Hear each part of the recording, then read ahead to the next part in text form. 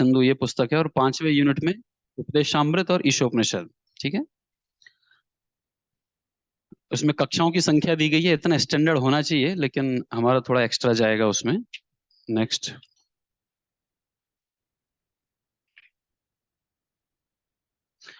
इसके बाद आगे 8 नंबर के पेज पे आप आएंगे तो इसमें देखिए, विद्यार्थियों हेतु सहायक पुस्तिका का किस प्रकार उपयोग करें। ये देखा आपको, तीसरा हेडिंग।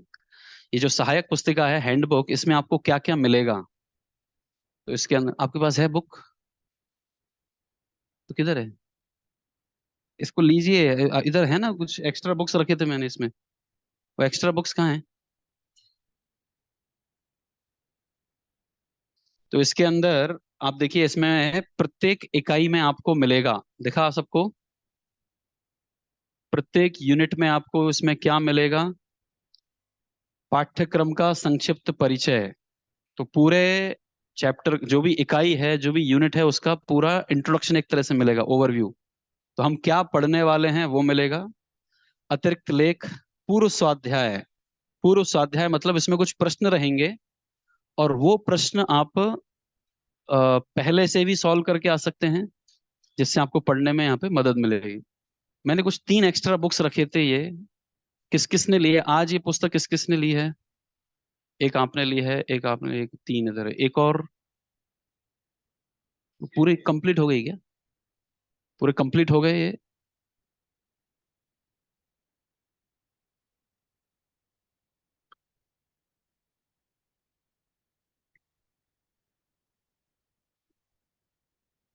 ठीक है, आप देख लेना बाद में। हाँ, एक्स्ट्रा कहीं इधर कहीं एक्स्ट्रा रखी है क्या? किसने बांटा ये पुस्तक? जो बांटने वाला था कौन था? नहीं नहीं नहीं, अभी आज जो 4-5 बुक्स मैंने एक्स्ट्रा दी थी, वो किस, आपने किन से ली माता जी? ओके, आप आपसे लिए तो आपने, तो बाकी कुछ बचा नहीं था मतलब? ओके, ओके, ठीक है। ठीक है, तो जिसके पास नहीं है वो एटलीस्ट शेयर करें इसको। तो पूर्व स्वाध्याय में आपको प्रश्न मिलेंगे, फिर कुछ चुनी हुई उपमाएं यानी एनालॉजीज। तो पूरे परपोर्ट्स में प्रभुपाद ने जो मेन एनालॉजीज क्या क्या दी हैं वो लिखी हैं। खुली पुस्तक की सहायता से मूल्यांकन हेतु प्रश्न। तो भक्ति शास्त्री में आपको ओपन बुक असाइनमेंट लिखने होते हैं, जिसमें प्रश्न दिए हैं, वो प्रश्न इसमें हैं। जैसे जैसे हमारा कोर्स आगे बढ़ता है, आपको वो प्रश्न लिखना शुरू कर देना है, एटलीस्ट उसका आउटलाइन बनाना शुरू कर देना चाहिए। और लास्ट में पठन प्रयोजनम, तो ये कहीं पे है, कहीं पे नहीं है। इसके आगे के पेज पे आप देखेंगे मूल्यांकन। दिख रहा है आपको, एक बॉक्स दिखेगा, पेज नंबर 9 के ऊपर एक बॉक्स दिखेगा, असेसमेंट। असेसमेंट मतलब जब परीक्षाएं होंगी तो किस प्रकार से मार्क्स आपके कंसीडर किए जाएंगे।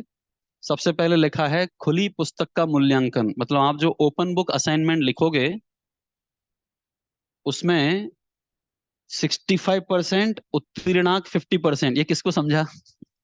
ये क्या लिखा हुआ है, क्या मतलब है इसका?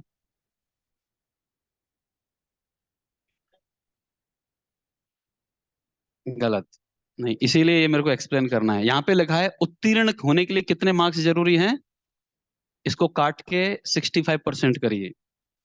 सबसे पहले हमारा पासिंग मार्क्स 65% है, ये 50% नहीं है। ये 50% MIHE वालों का होगा, हमारा पासिंग मार्क्स 65% है। तो इसको 50 को काट के 65 कीजिए पहले तो।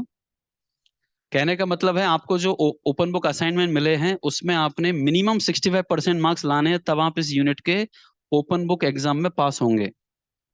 अब आपके जितने भी मार्क्स आए, 70, 80, 90, जितने ही मार्क्स आए, उसका 65% टोटल मार्क्स में ऐड किया जाएगा।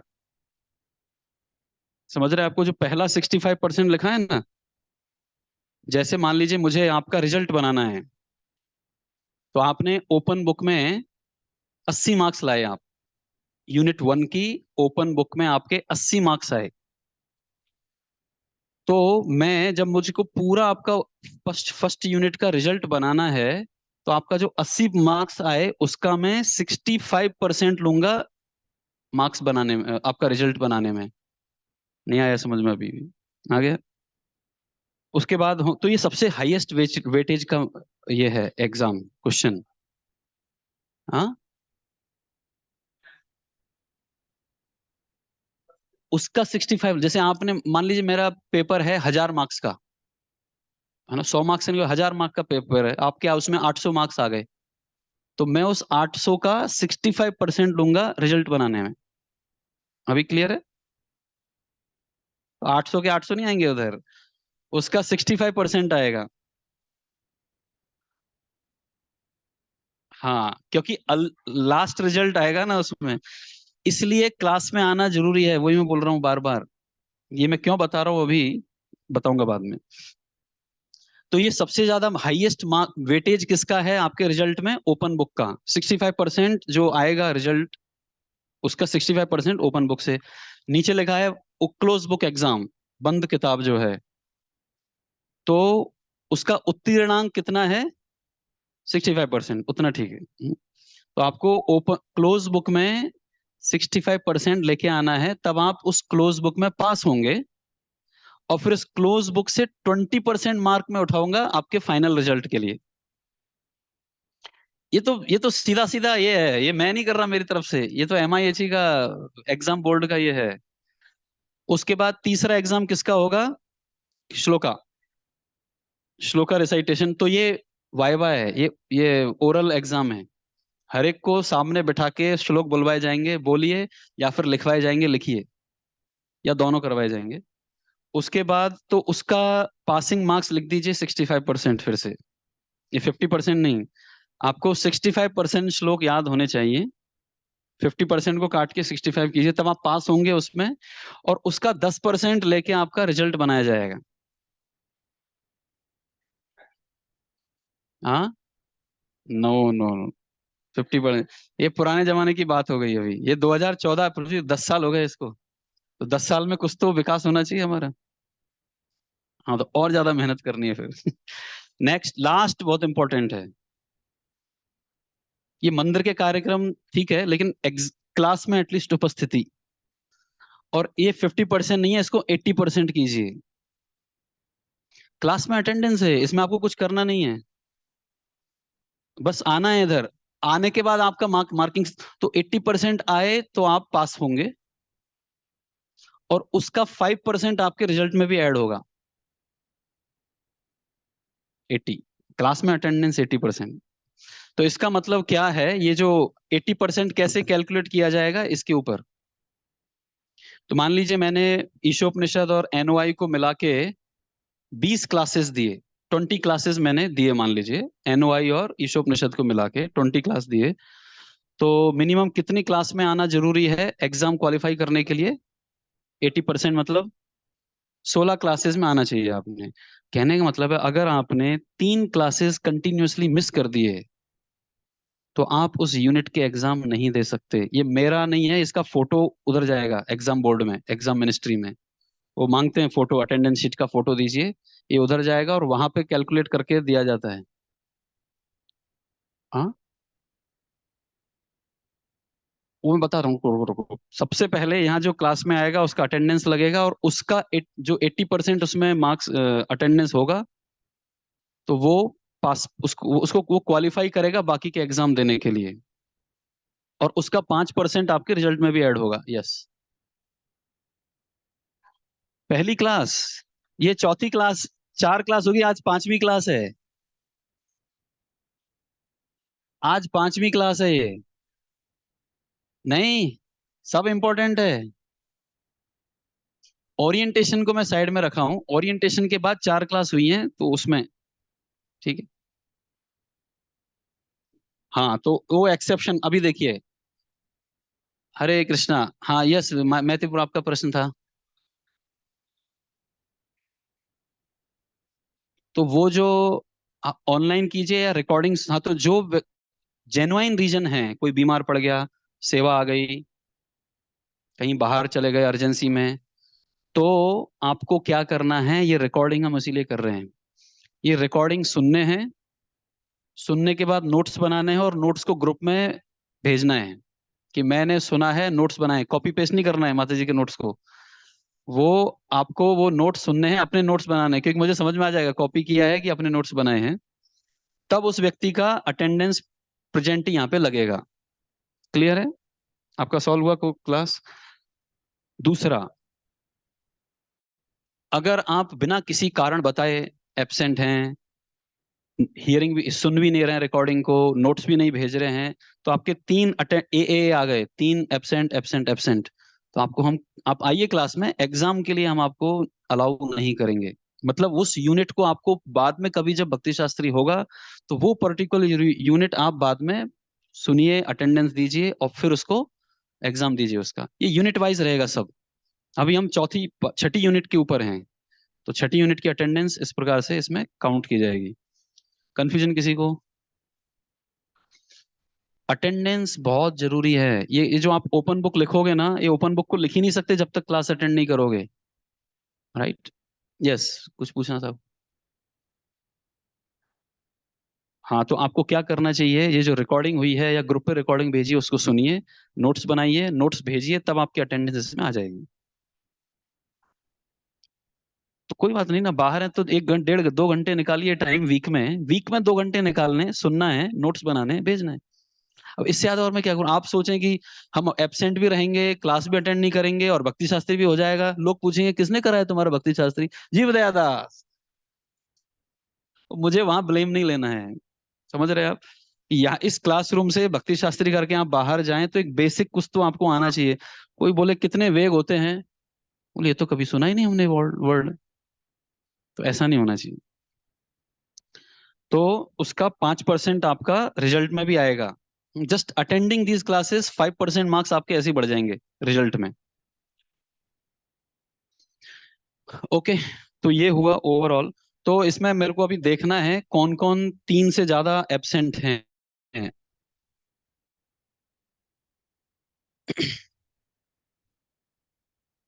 हाँ ठीक है, आज का छोड़ छोड़ देते हैं। गिरीश कठारे प्रभु, ये तो प्रेजेंट है, आज शायद उनके घर पे गेस्ट आ रहे हैं, तो ठीक है। महानंद प्रभु हैं। ये कौन है? रोबित दास, और आगे क्या लिखा है प्रभु? आप जरा इधर आओ मेरे पास। इधर इधर, ये साइड में, ये साइड में आओ। ये कौन है?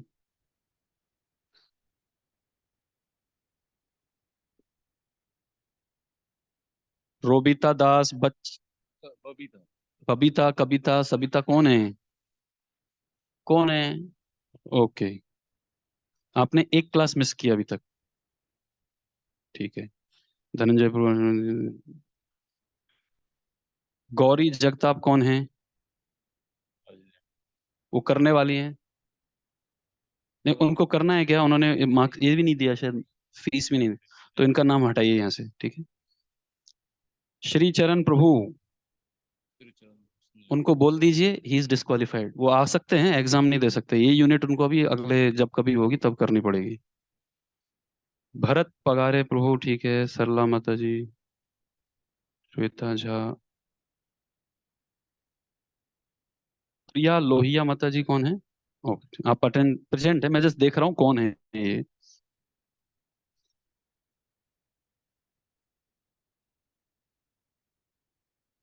ध्यानेश काबरा आए हैं क्या? ओके, आ गए टाइम पे। ये कहाँ है माता जी? मीना माता जी, मीना घारे माता जी। ओके, ठीक है ठीक है, बैठिए बैठिए।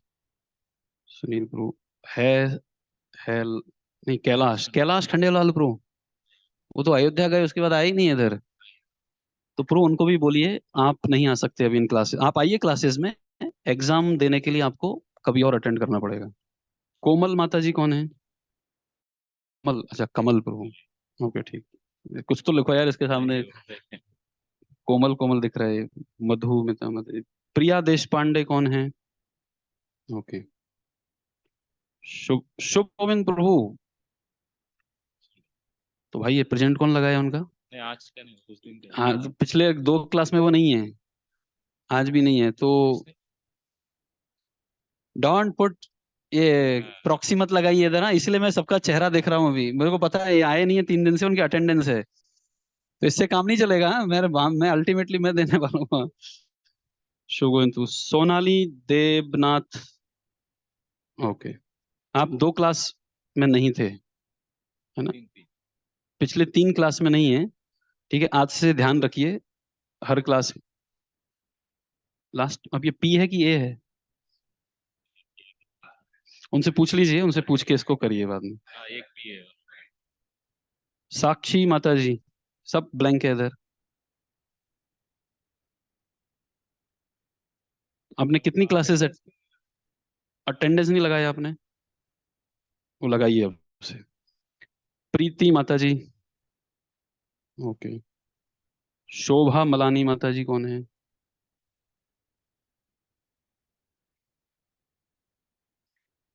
शोभा मलानी माता जी। तो 3 अटेंडेंस कंटिन्यूअस आ गई ना, तो फिर हम यहाँ से हटा देंगे उनका नाम। रणधीर जी, वैशाली गायके माता जी, ओके।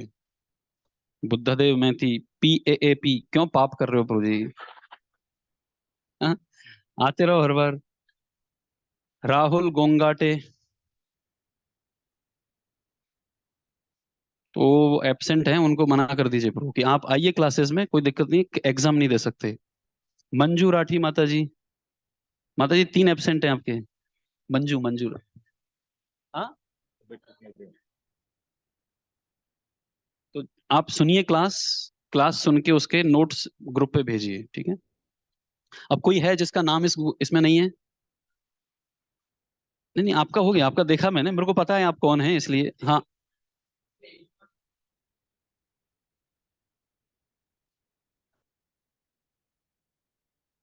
आपका नाम क्या है?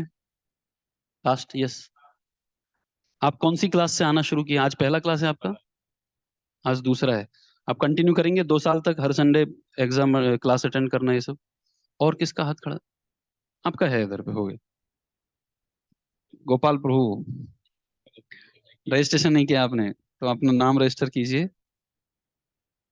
तो उनसे बात कीजिए, उनकी प्रॉब्लम है, ठीक है? तो ये करना जरूरी था मुझे कि, क्योंकि ये अटेंडेंस बहुत इंपॉर्टेंट है इन क्लासेस में, और अटेंडेंस के साथ साथ टाइम पे आना भी इंपॉर्टेंट है। ओके, अभी हम इस पुस्तक के लास्ट में जाएंगे, 93 पेज पे आइए आप इसमें अभी।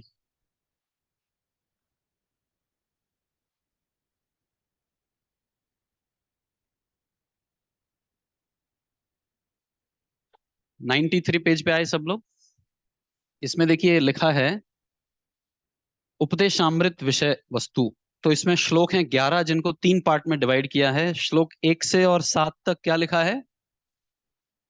वैधि साधना भक्ति। दूसरा कौन सा है? रागानुगा साधना भक्ति, उसका 8वां श्लोक है। और 9 से 11 भाव भक्ति और प्रेम भक्ति। तो तीन तीन प्रकार की भक्ति होती है: साधना भक्ति, भाव भक्ति, प्रेम भक्ति। साधना भक्ति में जब हम विधि विधानों का पालन करते हुए भक्ति करते हैं, उसको कहते हैं वैधि साधना भक्ति।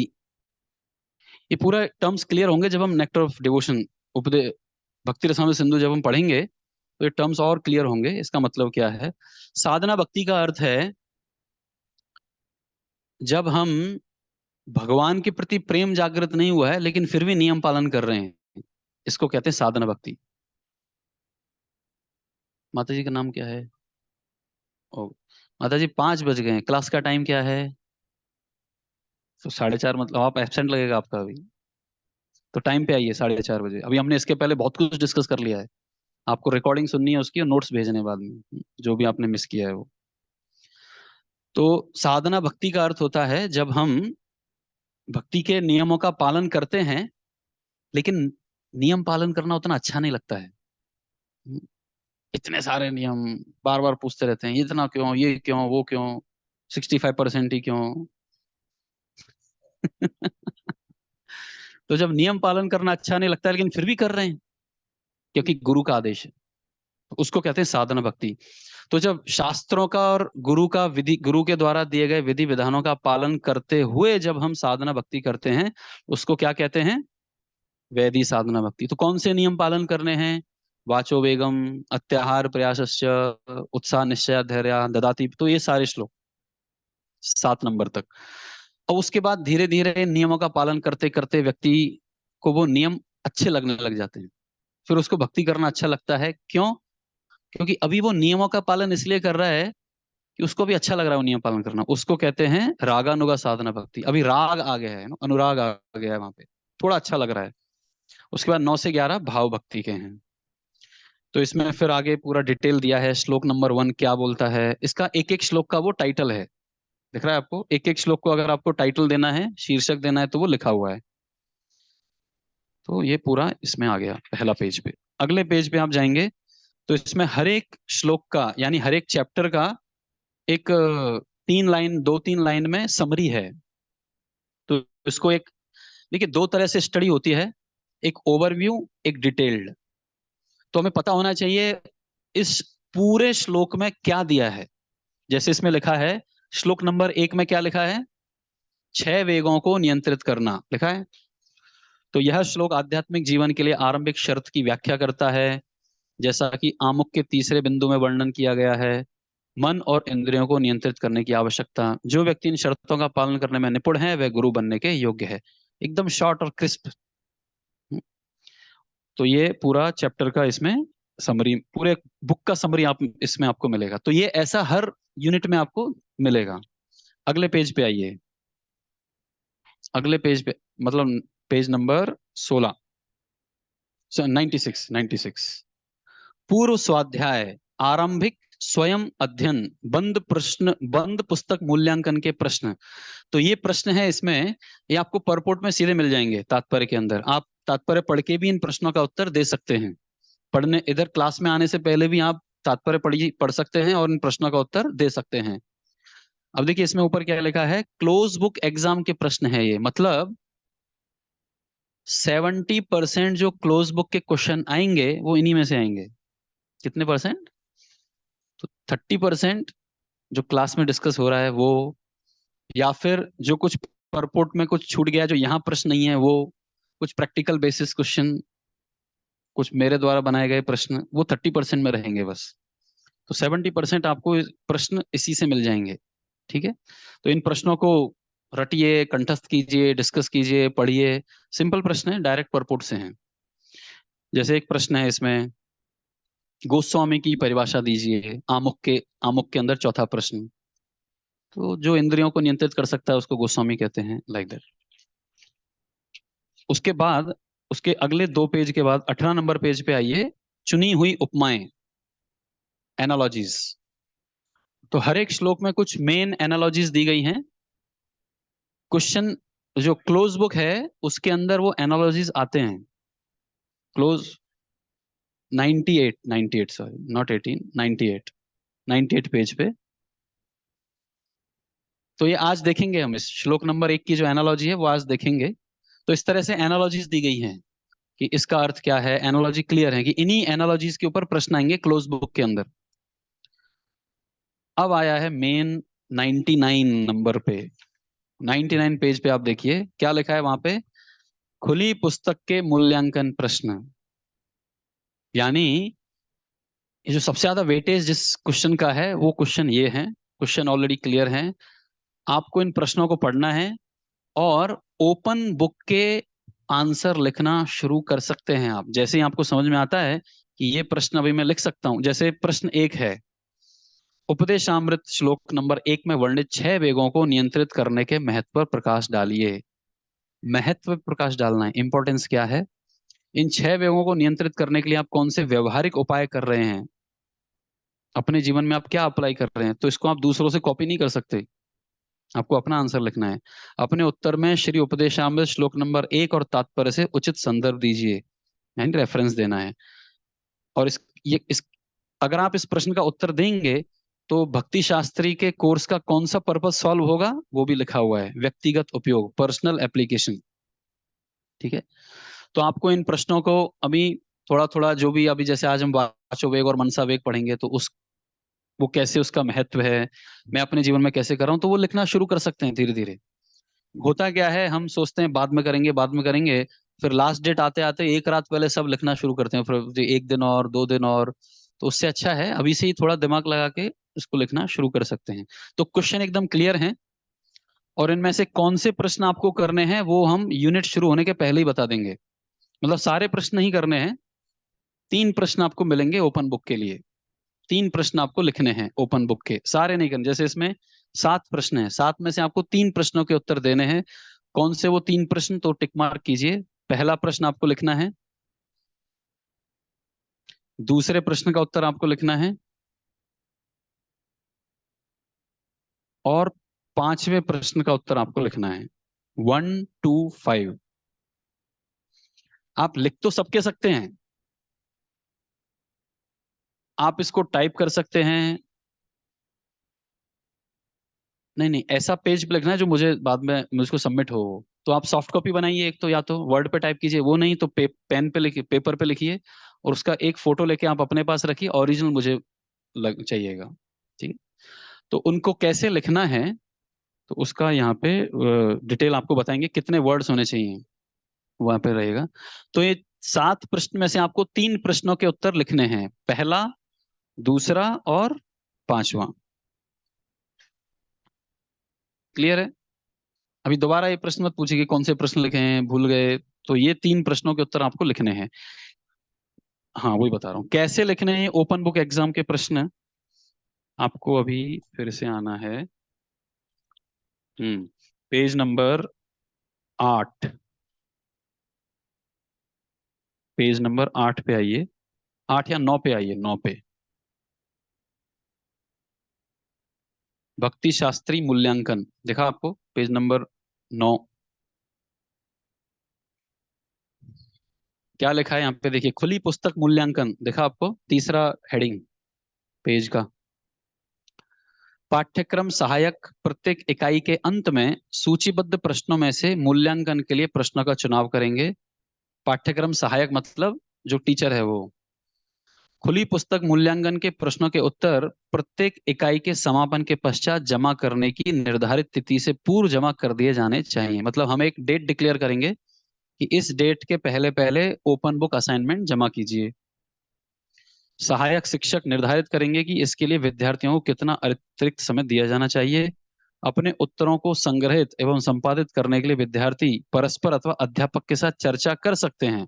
आप डिस्कशन कर सकते हैं, किंतु यदि विद्यार्थी एक दूसरे से उत्तरों की नकल करते पाए गए तो उन्हें दंड दिया जाएगा। ये आपके कॉलेज का ये नहीं है असाइनमेंट, कि उसका फाइल रखा, मेरा फाइल रखा और छाप दिया पूरा। आप डिस्कस कर सकते हैं इसको कैसे करना, लेकिन लिखना आपको अपने वर्ड्स में है। और क्या क्या दंड है, तो ये वेबसाइट दी गई है, उस दंड उसमें जाके आपको जो है वो मिलेंगे। विलंब से अथवा पुनः जमा किए गए खुली पुस्तक परीक्षा प्रश्नों का विस्तृत मूल्यांकन नहीं बताया जाएगा, केवल समय पर दिए गए प्रश्नों का विस्तृत मूल्यांकन किया जाएगा। तो ये सीरियस कोर्स है, इसको आप ऐसा भागवतम क्लास के जैसा मत लीजिए। ये सीरियस कोर्स है, इसमें टाइम पे एग्जाम देना, अटेंडेंस और ये सब रहेगा। मूल्यांकन नीतियों के विषय में अधिक जानकारी के लिए सहायक शिक्षक द्वारा चर्चा की जाएगी। तो इसमें कैसे रहता है, आपको कम से कम 800 से 900 शब्द, 800 टू 900 वर्ड्स का ओपन बुक असाइनमेंट लिखना है। जिन्होंने ऑलरेडी किया है, आप लोगों को मिले हैं ओपन बुक असाइनमेंट, आप लोगों को आपने किया है ना पिछले अपने श्री वल्लभपुर से, तो वहां ओपन बुक असाइनमेंट सबमिट किए आपने। कितने पेज? क्या ओपन बुक टेस्ट क्या होता है?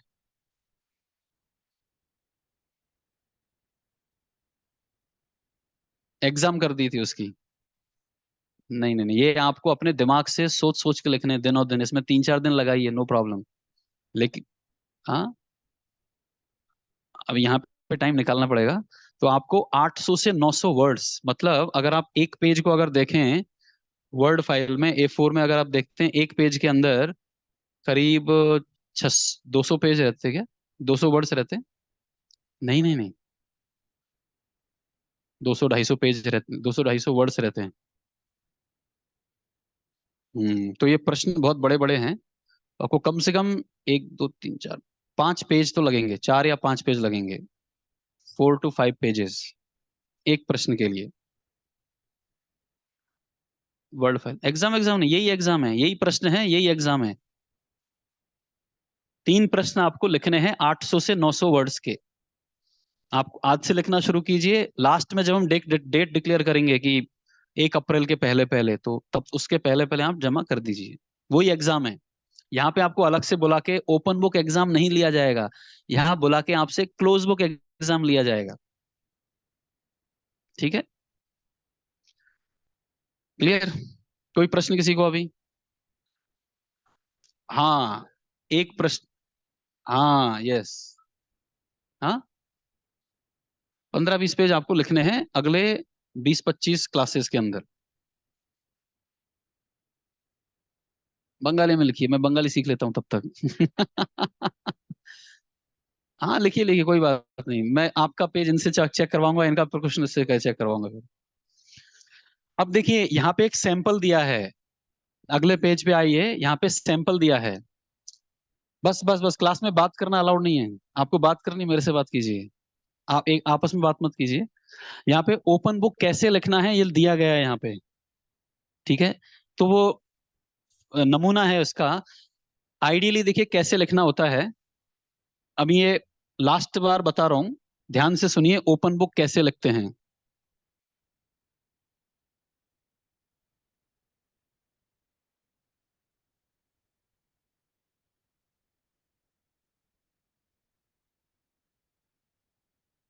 ओपन बुक को हम जब चेक करते हैं तो उसके क्या क्या क्राइटेरिया होते हैं। सबसे पहले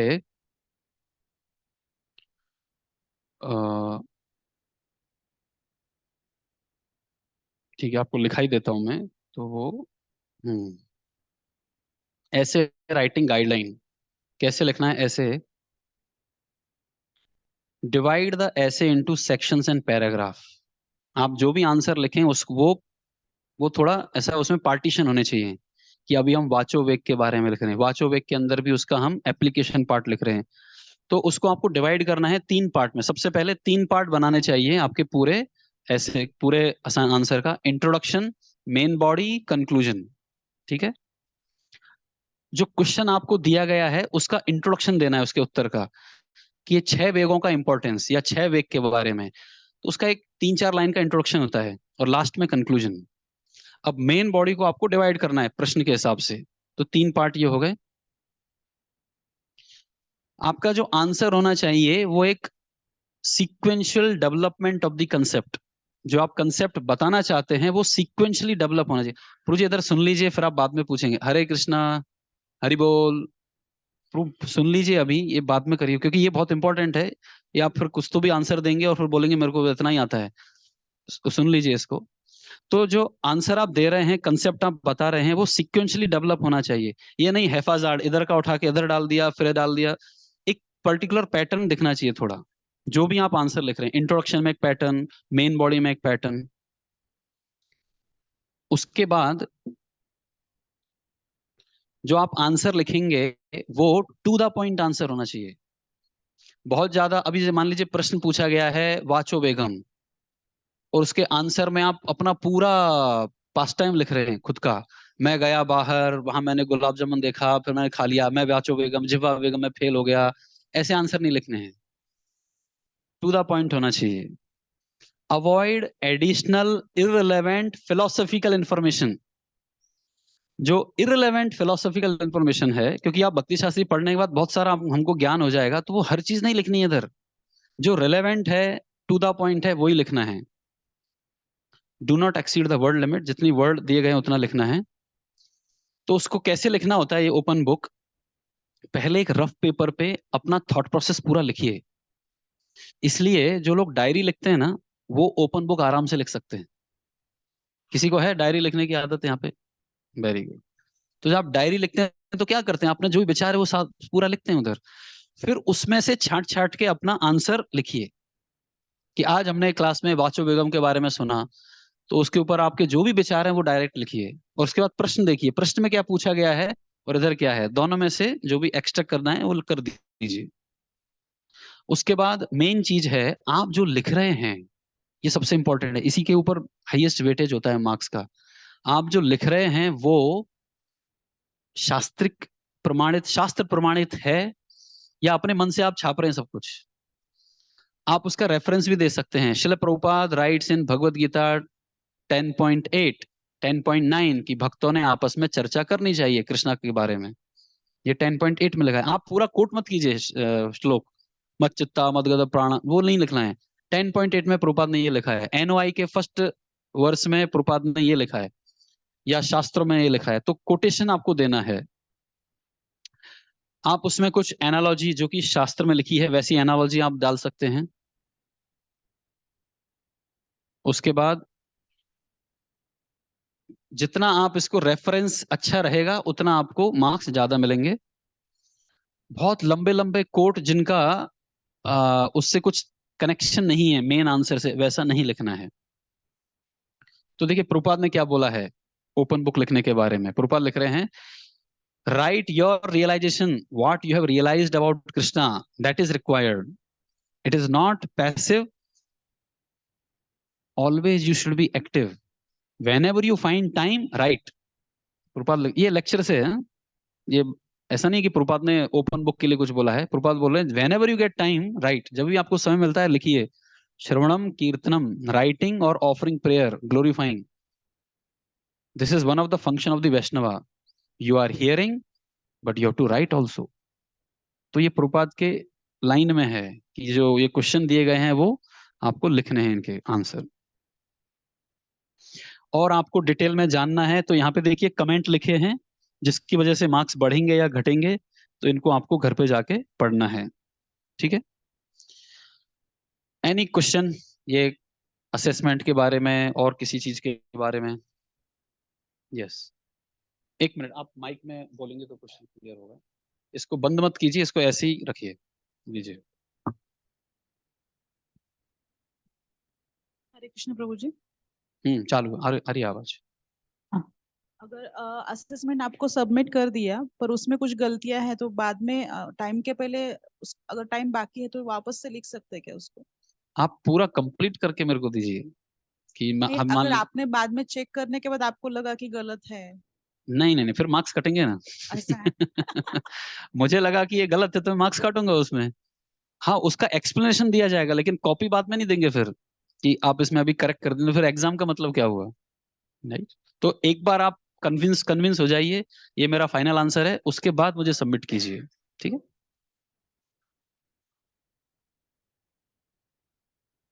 तो उतने कम मार्क्स मिलेंगे फिर, जो वर्ड लिमिट का थोड़ा फिर मार्क्स कम हो जाएंगे। वही क्वेश्चन था मेरा, अगर 600-700 वर्ड्स में हमारा कंप्लीट हो गया आंसर तो मार्क्स कम मिलेंगे? देखिए आपका अगर टू द पॉइंट है और जो जितना मेरे को चाहिए उतना आपने लिख दिया है तो फुल मार्क्स मिलेंगे। अननेसरली उसको बढ़ाने की जरूरत नहीं है। 800-900 वर्ड्स बोले तो फिर वो कुछ भी बढ़ेगा? नहीं नहीं नहीं, आप क्वेश्चन देखिए, आप क्वेश्चन देखिए, इसमें लिखा है 6 वेगों को आप कैसे कंट्रोल करोगे, प्रैक्टिकल क्या है, एप्लीकेशन क्या है, सब है उसमें। तो एक एक वेग के ऊपर ही आपने 200-200 वर्ड लिख दिए तो हो गए ना 800, 1200 हो गए, बल्कि आपको छोटा छोटा लिखना पड़ेगा उसमें। तो प्रश्नों के हिसाब से है ये। ठीक है, ओके। तो अभी हम आते हैं हमारे मेन सब्जेक्ट के ऊपर, पहला श्लोक। तो आज से वास्तव में क्लास शुरू हो रही है। लेकिन अटेंडेंस तब से काउंट की जाएगी जब से कोर्स शुरू हुआ है। तो वाचो वेगम, मनसा क्रोध वेगम, जिह्वा वेगम, उदरोपस्थ वेगम, ये 6 वेगों का काउंट किया है। और ये 6 वेगों को जो व्यक्ति एतान वेगान, एतान का मतलब ये सब, वेगान मतलब इन सब वेगों को, कॉर्डलेस माइक मुझे दे दीजिए, कॉर्डलेस लाइन।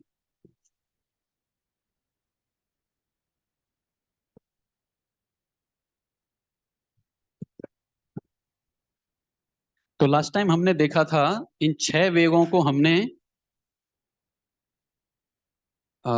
3 पार्ट में डिवाइड किया था, याद है किसी को? 3 भाग कौन से हैं? मन, वचन, मन, वाणी और शरीर। इनके हर एक के वो वेग हैं। तो ये वेगम है, बेगम नहीं है। ध्यान रखना, वो उसका पेट मत काट देना। इन वेगों को हमें कंट्रोल करना है। तो मन का मन का वेग मनसा वेगम, वाणी का वेग वाचो वेगम, शरीर के वेग जिह्वा उदर उपस्थ वेगम, और क्रोध वेगम भी मन में आता है। तो लिखा गया है क्या कि इन 6 तरह के वेगों को एतान वेगान, यो मतलब जो व्यक्ति, ये व्यक्ति विषहेत, विषहेत शब्द का मतलब होता है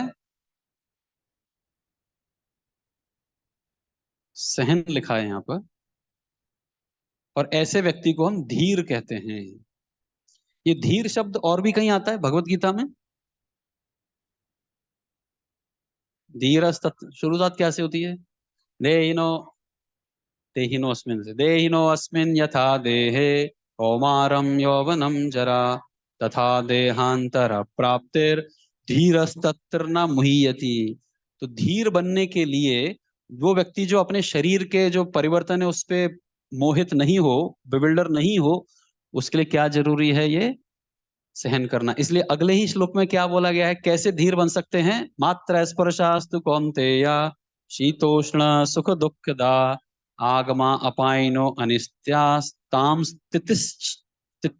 तितिक्षस्व, तितिक्षस्व। इसका अर्थ भी सहन करना है। ये जो परिवर्तन हो रहे हैं मात्र स्पर्शास के, शीत के, उष्ण के, इनको जो सहन करता है, तो बेसिकली धीर व्यक्ति का मतलब क्या है? जो सहन कर रहा है, धीरे चलने वाला नहीं, जो सहन करता है चीजों को। तो सहन करना मतलब क्या होता है? सहन करना मतलब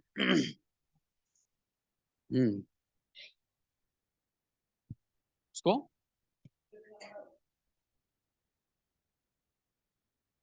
सहन करना मतलब क्या? आप बोल रहे हैं सहन करना है, इसका मतलब क्या होता है? यस, एक एक मिनट, एक एक करके। तो सहन करना मतलब क्या? जैसे मान लीजिए, ओके, प्रश्न देता हूं मैं कि वाचो बेगम का ही उदाहरण लेते हैं। किसी ने मुझको अपशब्द कहा, मुझे बहुत गुस्सा आ रहा है अभी, तो क्रोध आया, अभी क्रोध आया, तो उसको सहन करना मतलब क्या है? ओके, रिप्लाई नहीं करता, अंदर अंदर सहन कर रहा हूं मैं, बहुत सहन कर लिया तेरे को मैंने। तो ऐसा सहन करेंगे तो एक दिन वो ढक्कन उड़ जाएगा प्रेशर कुकर का। हुआ है किसी के, किसी ने देखा ये एक्सीडेंट? डीटी किचन में हमने बहुत देखे हैं। मेरे सामने हुआ एक, तो वो पूरा प्रेशर कुकर में कुछ तो चने कर रहे थे वो लोग, वो अटक गया उसमें, जहां से गैस निकलता है, वो बाद में पूरा दीवार तोड़ के बाहर निकला वो। एक तो मेरे घर, हमारे घर पे ही हुआ था, मदर के साथ, छत पे पहुंच गया उसका ढक्कन। तो उस तरह के सहन करने को नहीं बोला गया है यहाँ पे। तो अगर मुझे अभी क्रोध आ रहा है, तो सहन करना मतलब मैं बोलूंगा नहीं, तो करूंगा क्या फिर? उसको कहीं अगली बार निकालूंगा, पिछली बार सहन कर लिया मैंने, अब नहीं छोड़ूंगा तेरे को, वैसे निकलेगा फिर वो। तो सहन करना मतलब, यस,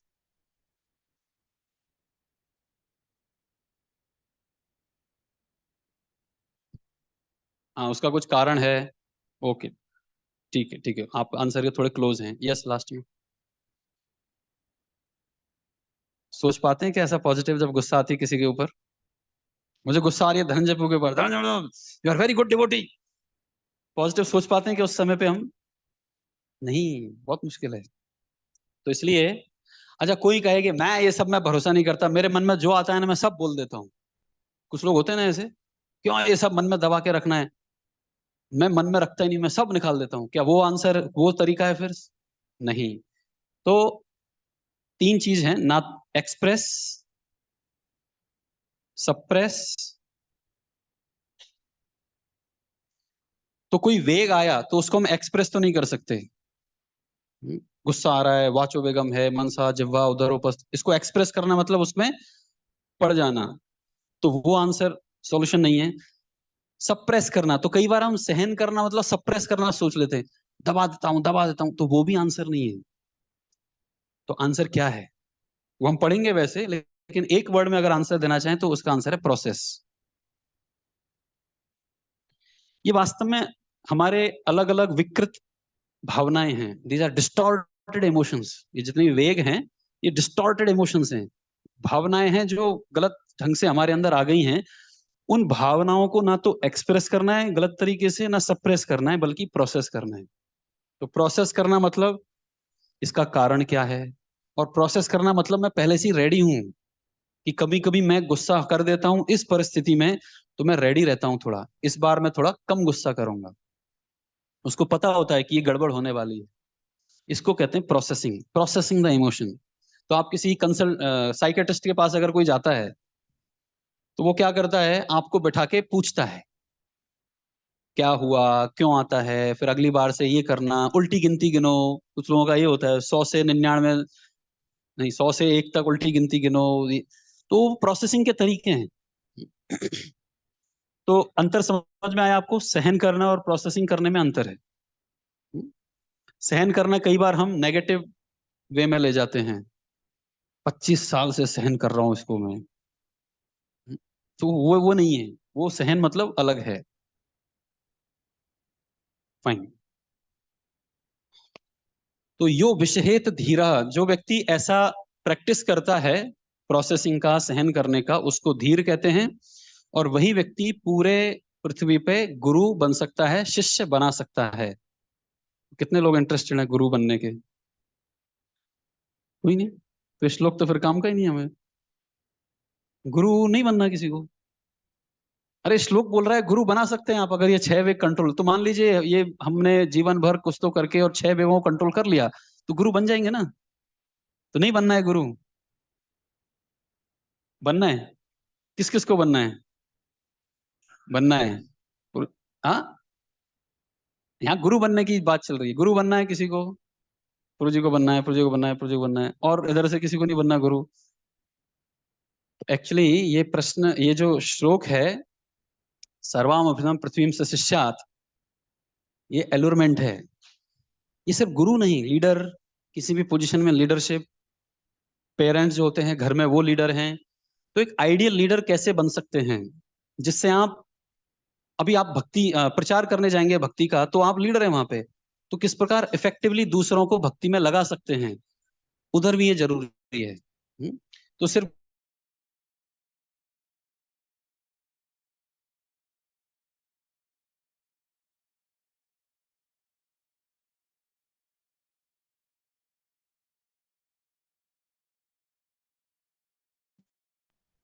अब हम थोड़ा तात्पर्य पढ़ते हैं, वो जरा मजेदार है।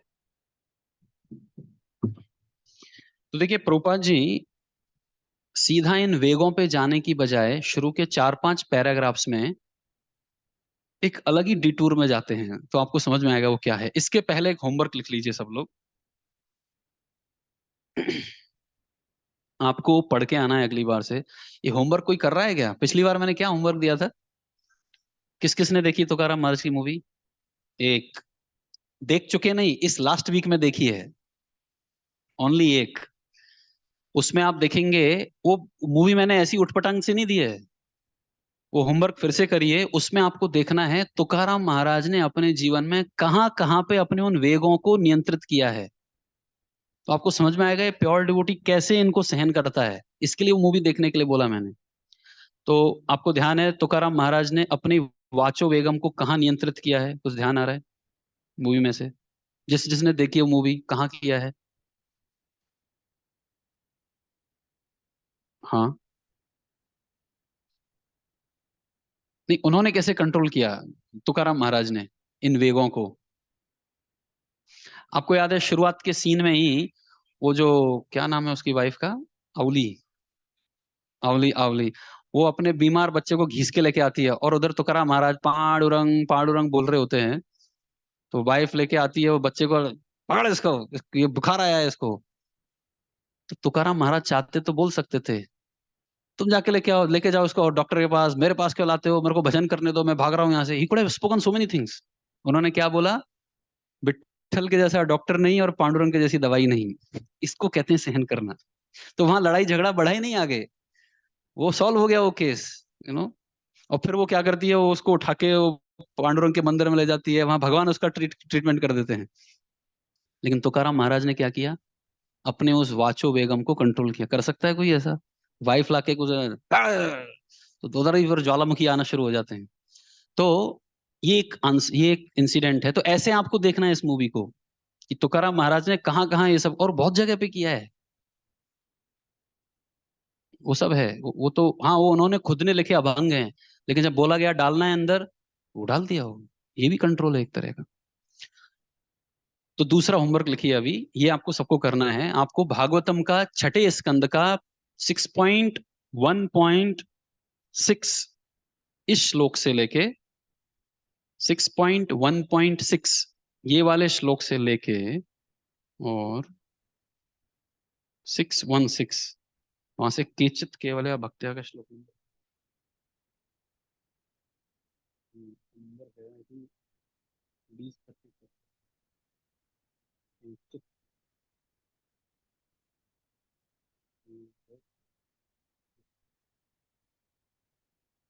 6:1:15 ठीक है, इन श्लोकों को पढ़ना है।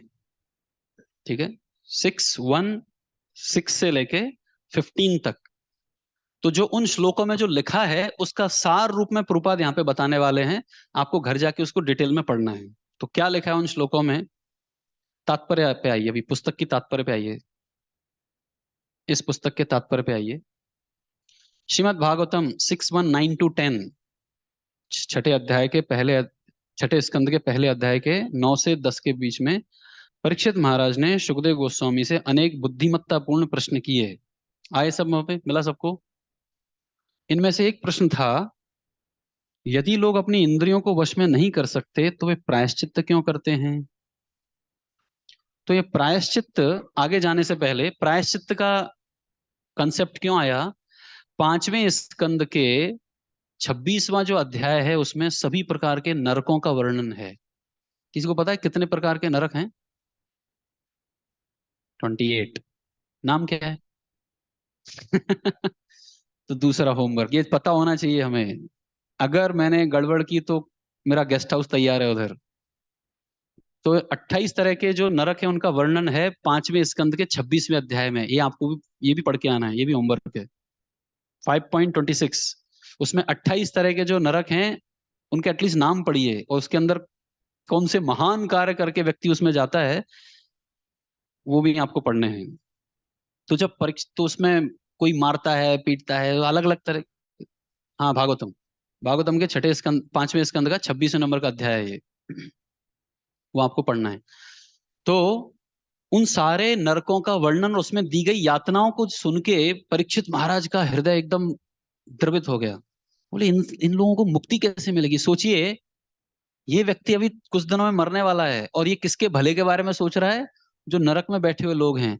हम अगर इनके डिस्क्रिप्शन को सुनते हैं, पढ़ते हैं, तो हमें लगता है भाई मैं कैसे बचूं?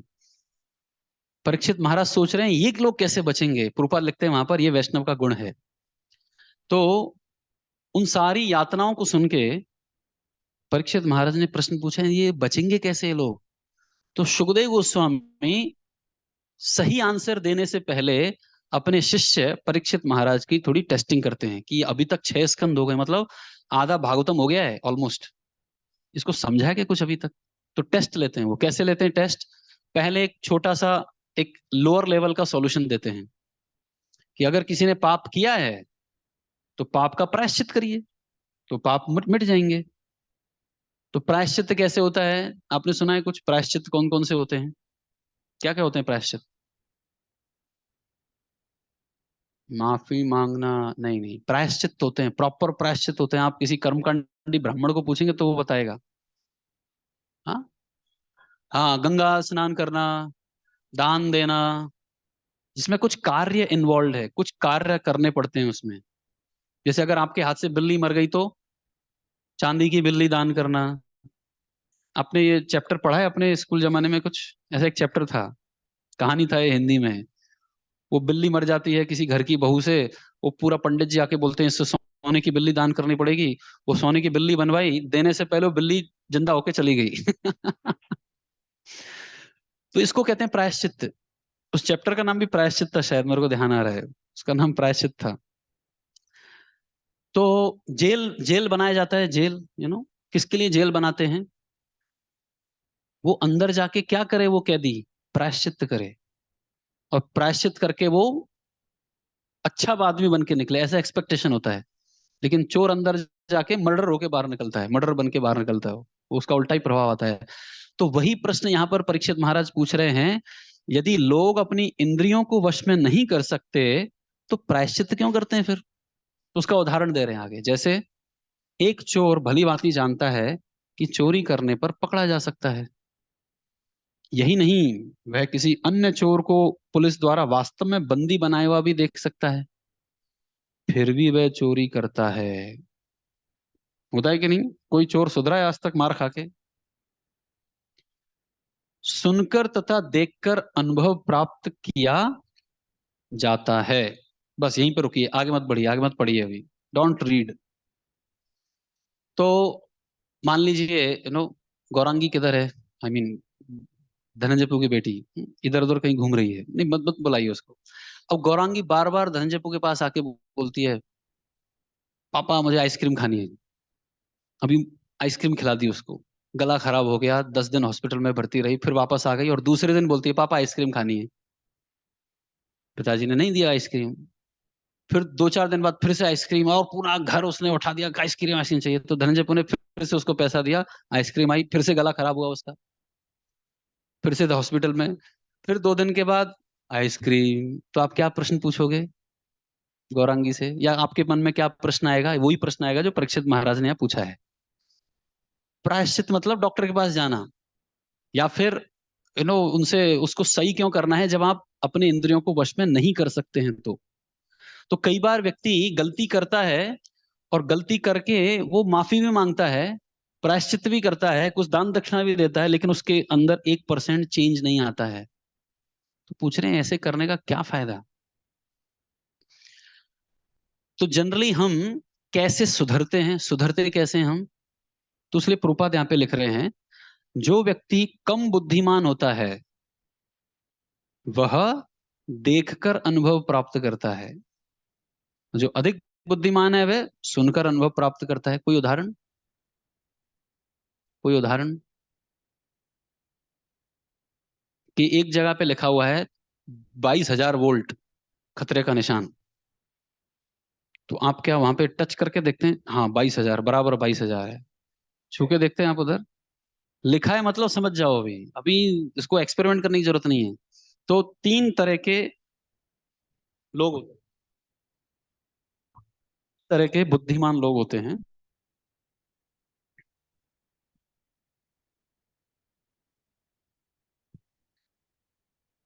हियरिंग यानी सुनकर, जो श्रवण करके जो समझ गया, वो नंबर 1 इंटेलिजेंट, फर्स्ट क्लास। कुछ लोग बोलते हैं सुनना नहीं, अभी हमें अनुभव चाहिए। Experience is the best teacher, सुना है आपने? अगर हमें अनुभव आ गया तो वो बहुत सॉलिड होता है। सुन के कभी कभी समझता नहीं है, तो लोग एक्सपीरियंस लेना चाहते हैं। Experience is the best teacher but fool learns by no other way, ये भी है आगे। अनुभव से व्यक्ति सीख सकता है, लेकिन मूर्ख बिना अनुभव के कभी सीख नहीं सकता।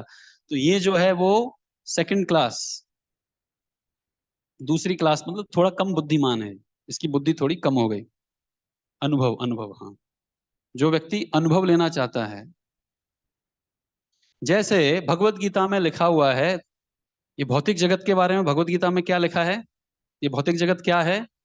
दुखालयम अशाश्वतम। और ऐसे व्यक्ति को क्या कहा जाता है? महात्मानस।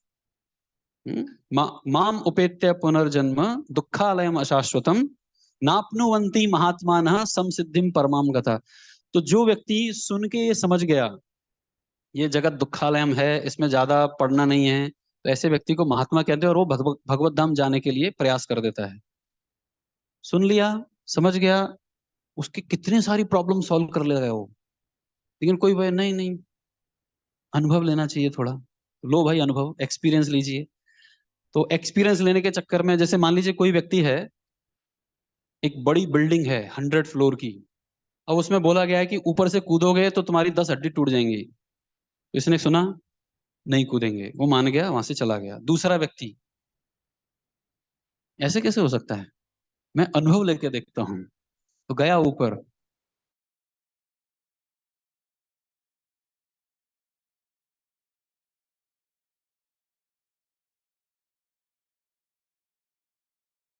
ये समझ गया। इसीलिए शास्त्रों को क्या कहा जाता है? श्रुति, श्रुति शास्त्र। इनको सुन के समझना होता है, ये शास्त्रों को ऐसा प्रैक्टिकल बताया जाए, प्रैक्टिकल बताया तो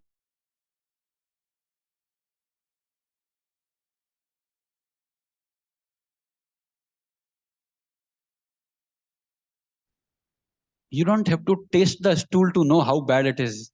ये प्रभुपाद का उदाहरण है, मेरा नहीं है। मल को चखने की जरूरत नहीं है कि कितना बेकार है ये, आपको समझ गया, सुन लिया, खत्म खेल, यू नो। तो कई लोग बोलते हैं कि नहीं नहीं अनुभव चाहिए जीवन में। हर चीज को अनुभव नहीं लेते हैं आप, कई चीजों को आप सिर्फ सुन के समझते हैं। अभी कोई, ठीक है, ये भी एक अच्छा लेवल का है व्यक्ति। तो एक्चुअली मैंने एक जगह लिखा है,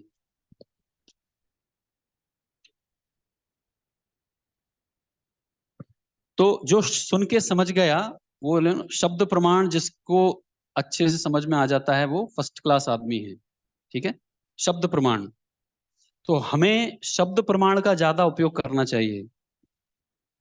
लेकिन जो एक्सपीरियंस है इसको कहते हैं प्रत्यक्ष प्रमाण, और थोड़ा बहुत अनुमान भी। आई होप ये टर्म्स आपको क्लियर हैं। कहाँ पढ़े थे आपने ये टर्म्स पहले? सबसे पहले जेओएसडी कोर्स में, इसलिए जेओएसडी करना जरूरी है। अभी यहाँ पे मैं बताने लग गया शब्द प्रमाण मतलब क्या है, प्रत्यक्ष मतलब क्या है, उतना टाइम नहीं है अपने पास। अभी एक तीसरा आदमी भी होता है, हियरिंग से समझ गया, एकदम बुद्धिमान। अनुभव लिया, ठीक है, एक बार अनुभव लेके भी समझ गया, वो भी बुद्धिमान है। तीसरा व्यक्ति जो, जैसे मैंने उदाहरण दिया, वो व्यक्ति ऊपर गया, वहां से कूदा, हड्डी टूट गई, मान गया, अभी दोबारा कूदना नहीं है। एक तीसरा व्यक्ति होता है, वो कहता है अगली बार मैं थोड़े दूसरे एंगल से कूदूंगा, तब बच के जाऊंगा।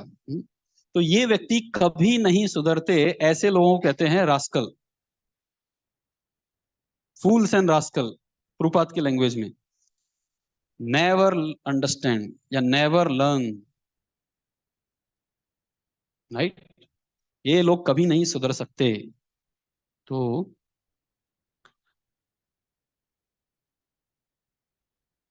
अनुभवी हो गया, और इस ऐसे लोगों को मूड भी कहते हैं ना, हिंदी में इसको मूड कहा जाता है। मूड व्यक्ति जो कभी नहीं सुधरने वाले, कभी नहीं उनको दिमाग में आने वाला है कि ये भौतिक जगत में कितना भी प्रयास कर लो सुख नहीं मिलने वाला है। नहीं नहीं, हम अलग अलग तरीके लगाएंगे, हम अलग अलग टेक्नोलॉजी डेवलप करेंगे, मोबाइल फोन लेके आएंगे, सुखी होंगे, तो वो इस कैटेगरी में आते हैं।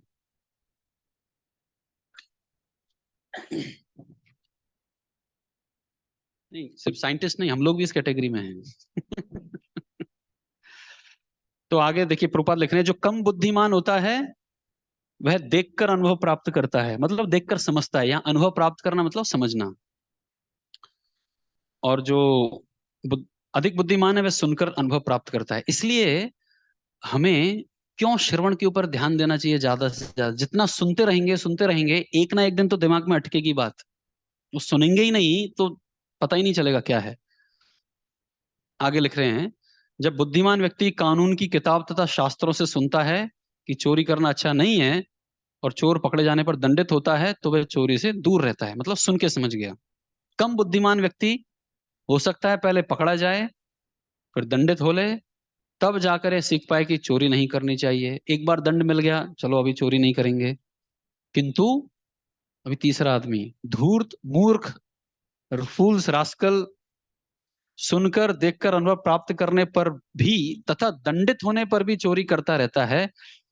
अब ऐसा आदमी अगर प्रायश्चित भी करे तो क्या उसका उसको कुछ परिणाम मिलने वाला है उस प्रायश्चित का? नहीं मिलने वाला। ऐसा व्यक्ति यदि प्रायश्चित भी करता है और सरकार द्वारा दंडित भी होता है, तो भी वह कारागार से निकलते ही फिर से चोरी करेगा। यदि कारागार के दंड को प्रायश्चित माना जाए तो ऐसे प्रायश्चित से क्या लाभ, ये बोला गया है यहाँ पे। हम पूरा पढ़ लेते हैं, उसके बाद आएंगे। अतः परीक्षित महाराज ने पूछा, श्लोक एक साथ दोहराएंगे हम साथ में। दृष्ट्वा श्रुताभ्याम यत् पापम जानन्नप्यात्मनो अहितम करोति भूयो विवशः प्रायश्चितम अथो कथम क्वचिन् निवर्तते भद्रात् क्वचित् चरति तत्पुनः प्रायश्चित्तम अथो पार्थम मन्ये कुंजर शौचवत्। परीक्षित महाराज का शब्द में बोल रहे हैं, दृष्ट्वा श्रुताभ्याम, देख लिया, सुन लिया, कि ये पाप करने से ये मिलेगा। यत पापम जानन अपि आत्मनो अहितम, आत्मा के लिए अहित है ये गलत काम करना। सुन लिया, दूसरे को देख भी लिया, करोति भूयो विवशः, फिर भी उस पाप में वो करता है, फिर से बार बार पाप करता है। कैसे? विवश होके। प्रायश्चितम अथो कथम, ऐसे प्रायश्चित का क्या लाभ कि बार बार प्रायश्चित करेंगे। चलो भाई गंगा में, हरिद्वार में गंगा में स्नान करते हैं, स्नान करके पाप धुल गए, वापस आए, चलो अभी चाय पियो, नॉनवेज खाओ, ये सब चालू हो जाता है। व्यक्ति क्यों करता है ये पाप बार बार? गंगा में जाके पाप धुल गए, फिर से क्यों वो करता है पाप?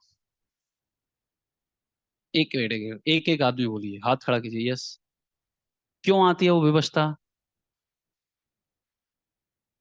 हाँ, तो क्या नहीं बदला? इंद्रियों का नियंत्रण नहीं हुआ, क्या नहीं बदला?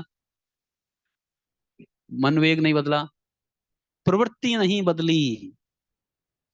जब आप गंगा में स्नान करते तो पाप का फल कट जाता है, लेकिन क्या नहीं बदलती है? पाप करने की प्रवृत्ति नहीं बदलती, इसलिए फिर से वो पाप करते रहता है। हाँ हाँ, 3 नंबर की नहीं, ये तो सुधर गए ना दोनों ऊपर के। जो नहीं सुधरा है उसके बारे में बात चल रही है, मतलब हमारे बारे में। ठीक है। हाँ हाँ, प्रवृत्ति का मतलब है ये जो विवश लिखा गया है ना, बार बार पाप करने की आदत। एक बार झटका लग गया, क्यों आती है वो प्रवृत्ति? क्योंकि हर एक पाप के अंदर कुछ ना कुछ आनंद रखा है माया ने। वो जो पाप है उसके सरफेस पे एक छोटा सा, थोड़ा सा एक ड्रॉप का हैप्पीनेस है, वहां अटक जाता है आदमी कि ये आनंद प्राप्त करना है, भले ही बाद में मेरे को कितना भी सफरिंग आए।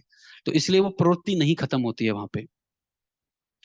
आगे बोल रहे हैं, क्वचिन निवर्तते अभद्रात क्वचित चरति तत्पुनः। कुछ लोग इन पाप से निवृत्त हो जाते हैं, लेकिन कुछ लोग बार बार करते रहते हैं। कैसे? मन्ये कुंजर शौचवत, जिस प्रकार एक हाथी, कुंजर का मतलब होता है हाथी, साइलेंट कर लीजिए अपने अपने मोबाइल्स को। कुंजर का मतलब होता है क्या? हाथी। हाथी को कैसे स्नान करता है? वो जाएगा तालाब में, बहुत जोर जोर से पानी डालेगा अपने ऊपर, पूरा मल मल के साफ करेगा, और बाहर आने के बाद मिट्टी उठाता है, फिर से डाल देता है। तो कह रहे हैं ऐसा प्रायश्चित हाथी के स्नान के जैसा है। तो इसको प्रभुपाद और एक्सप्लेन करेंगे आगे। आगे बोल रहे हैं प्रभुपाद, श्लोक समझ में आया सबको? उन्होंने प्रायश्चित की तुलना हाथी के स्नान से की है। हाथी के स्नान को संस्कृत में क्या लिखा गया है? कुंजर तो हाथी को बोलते हैं, कुंजर शौचवत, कुंजर का स्नान, हाथी का स्नान यानी कुंजर शौच। हाथी भले ही नदी में भली भांति स्नान कर ले, किंतु जैसे ही वे किनारे पर पहुंचता है, वह अपने पूरे शरीर पर धूल छिड़क लेता है। तो इस स्नान से क्या लाभ हुआ?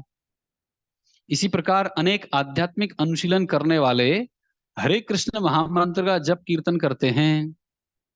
किसके बारे में बात चल रही है?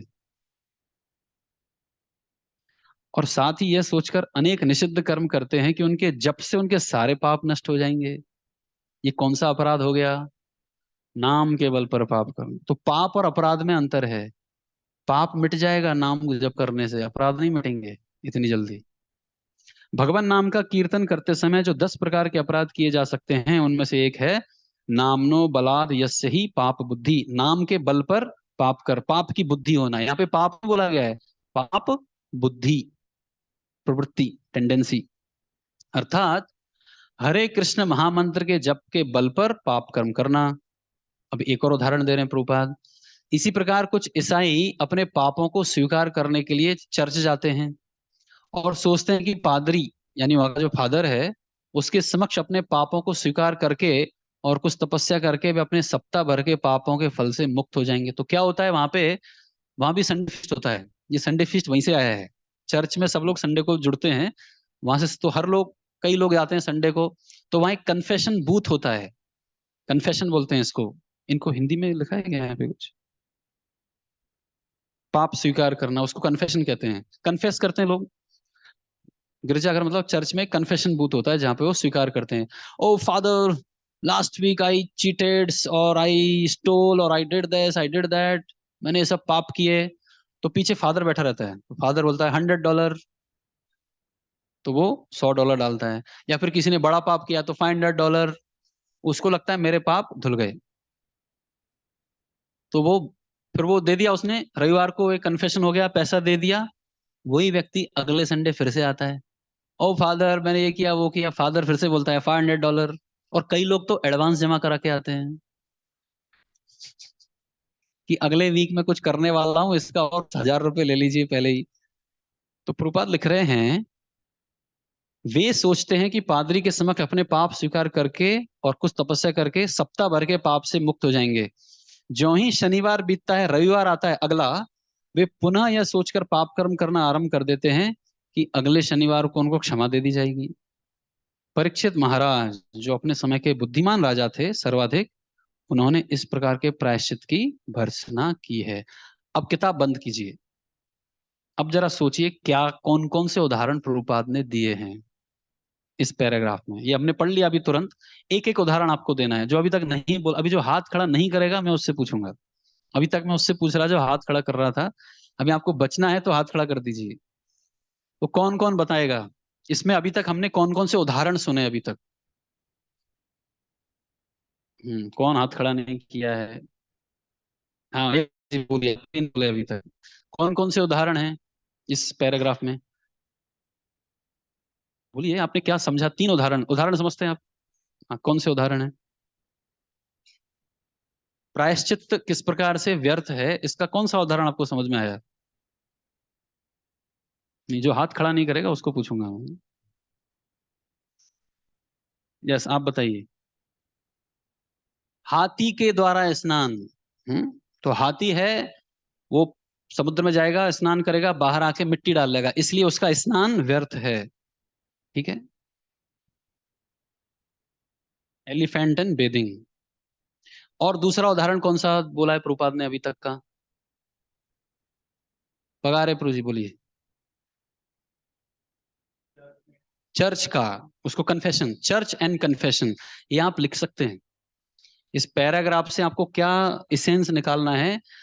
अटोनमेंट इज यूजलेस, प्रायश्चित व्यर्थ है।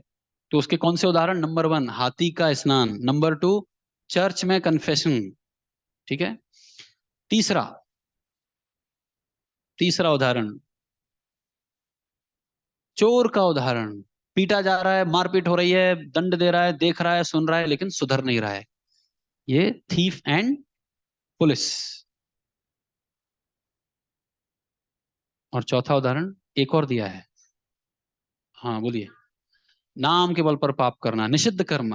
हरे कृष्णा जप है लेकिन निषिद्ध कर्म चालू है, तो वो अपराध हो गया। तो ये 4 प्रकार के उदाहरण से प्रभुपाद ने बताया। तो ऐसे जो भक्त हैं उनका हरे कृष्णा काम का है क्या? वो हाथी के स्नान जैसा है। तो जप करते समय कितना भी सिंसियर हैं, लेकिन अगर जीवन में हमारा जीवन उतना पापमय है और जानबूझ के पाप चल रहे हैं, तो फिर वो हरे कृष्णा कुछ काम का नहीं है। तो ये 4 उदाहरणों से यहाँ पे समझाया गया है। यस बोलिए।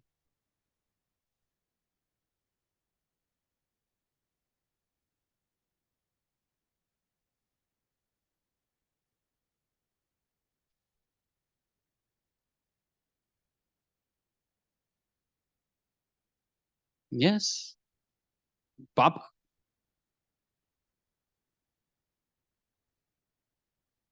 देखिए स्मरण से नहीं है, वो वहां पे उनको मौका दिया जाता है। अगर स्मरण हो गया ना सब पिछला, तो वो जी नहीं पाएगा अगले जन्म में। तो देखिए प्रवृत्ति हर किसी की समझ में आ जाती है, हर किसी को समझ में आता है ये मेरी पाप करने की प्रवृत्ति है, इसको मुझे सुधारना है। ये आपको स्मरण आए,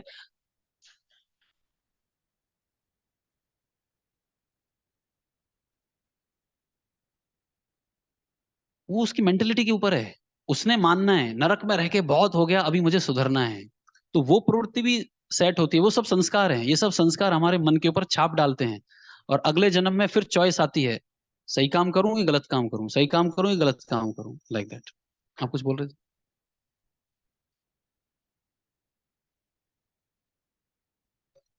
सुधार लाने के लिए हमारी जो फ्री विल है, स्वेच्छा है, उसका उपयोग करना होता है। और उसका उपयोग हम भक्तों के संगति के द्वारा ही कर सकते हैं। यू कैन से दैट, लेकिन उसके पहले भक्तों का संग जरूरी है पूरी तरह से खत्म करने के लिए, तो वही तो आगे आएगा, जो अल्टीमेट सॉल्यूशन है वो आगे आने वाला है। लेकिन फिर भी पाप करने के बाद व्यक्ति के मन में एक ग्लानि, गिल्ट आता है। वो जो गिल्ट है ना, ये भगवान की कृपा है। फिर कुछ लोग उससे सुधरने का प्रयास करने शुरू कर देते हैं, तो वो गिल्ट भी नहीं आ रहा है, मतलब अभी पाप कर करके हम एकदम पत्थर जैसा हो गया अभी मन, हमारा हार्ट, और कितना भी पाप करो अभी गलत लगता ही नहीं है। ऐसे लोगों के लिए फिर नरक बना है। थोड़ा तो उसको सॉफ्ट करें, थोड़ा तो उसको गिल्ट आए इसके लिए। ओके, आगे बोल रहे हैं। तो आगे क्या बोल रहा था मैं? हम्म तो ये 4 प्रकार के लोग हैं, 4 प्रकार के उदाहरण हैं इसमें।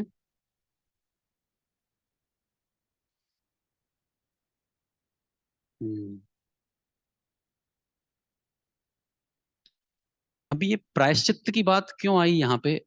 एक तरफ कृष्ण चल रहा था, 6 वेग हैं उनको नियंत्रित करना है, और यहाँ प्रभुपाद ने प्रायश्चित डाल दिया। क्यों डाल दिया? 6 वेगों की बात चल रही थी, इतना अच्छा डिस्कशन था, अब यहाँ प्रायश्चित आ गया बीच में। किससे? वेगों को कंट्रोल करके? तो उसका वेगों से क्या कनेक्शन है? हाँ, वेगों से ही पाप होते हैं, ये जानना है।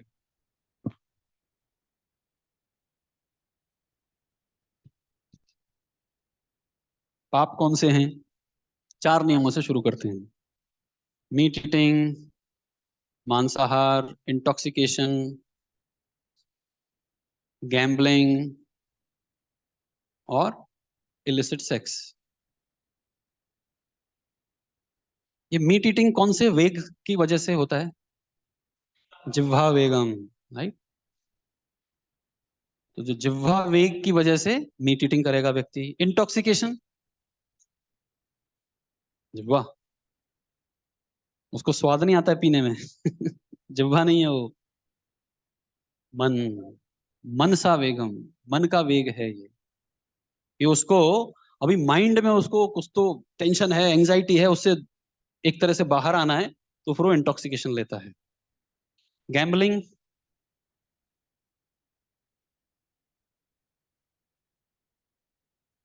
ये उदर वेग में भी आएगा और मनसा वेग में भी। उदर वेग में क्यों? उदर वेग का मतलब है बहुत इंजॉय करने की भावना, एक्सेसिव स्टोरेज। तो गैम्बलिंग क्यों करता है व्यक्ति? कम मेहनत करके ज्यादा पैसा कमाऊं और ज्यादा भोग करूं। तो ये उदर वेग में भी आएगा और मन के वेग में भी आएगा। इलिसिट सेक्स, ये कौन सा वेग है? उपस्थ वेग।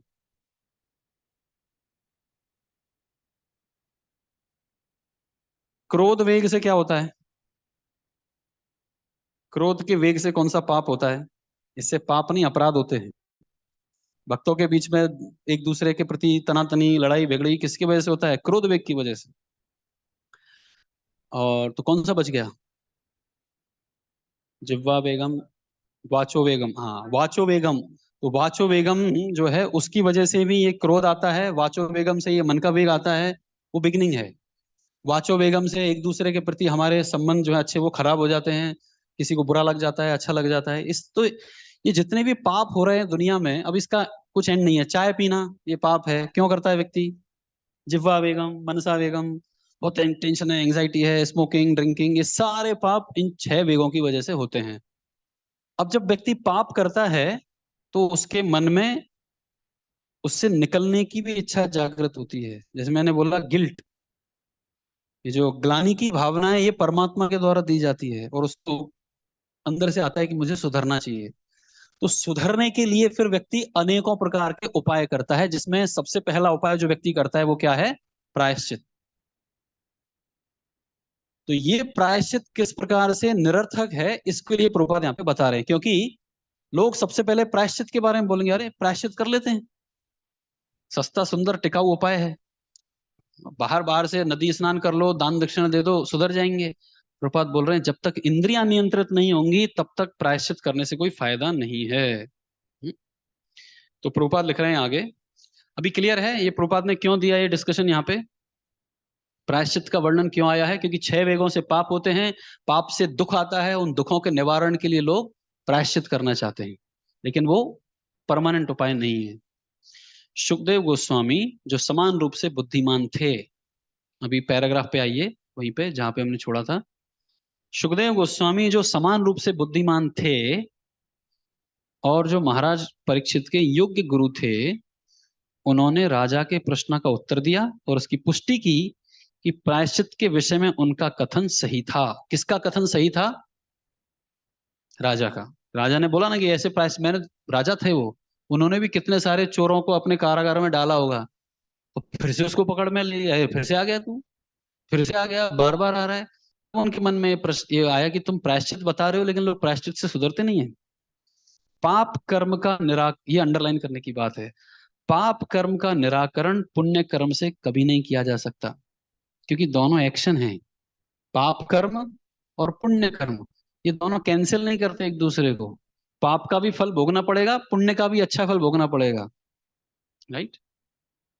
अतएव वास्तविक प्रायश्चित तो हमारी सुप्त कृष्ण भावना को जागृत करना है। तो वास्तविक प्रायश्चित का मतलब होता है वो व्यक्ति दोबारा उन कामों को नहीं करे, गलत काम को, उसको ही कहते हैं वास्तविक प्रायश्चित।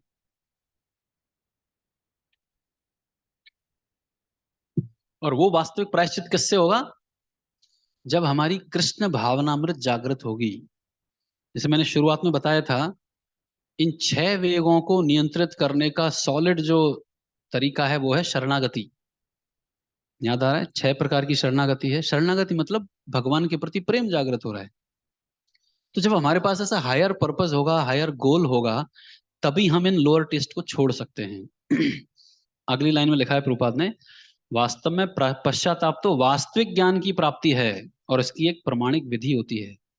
व्यक्ति का ज्ञान जागृत हो गया। अज्ञान में व्यक्ति पाप करता है, ये हम उपदेशामृत में सुनेंगे। नेक्टर ऑफ डिवोशन नहीं, नेक्टर ऑफ डिवोशन में, हाँ, भक्ति रसामृत सिंधु में सुनेंगे। अज्ञान की वजह से इच्छाएं जागृत होती हैं, इच्छाओं की वजह से व्यक्ति पाप कार्य करता है। तो अगर उसका अज्ञान हटके और वास्तविक ज्ञान आ गया तो वो पाप करना छोड़ देगा। तो आगे प्रभुपाद लिख रहे हैं, जब कोई नियमित रूप से स्वच्छ रहने की प्रक्रिया का पालन करता है तो बीमार नहीं पड़ता। अब ये दूसरा तरीका आ गया। ये जब आप छठे स्कंद के उनको पढ़ेंगे तो पहला उपाय बताया गया था इन 6 वेगों को कंट्रोल करने का, कौन सा है? प्रायश्चित। दूसरा उपाय यहां पे बताया जा रहा है, ज्ञान प्राप्त कीजिए। तो ज्ञान प्राप्त करने की विधि क्या है?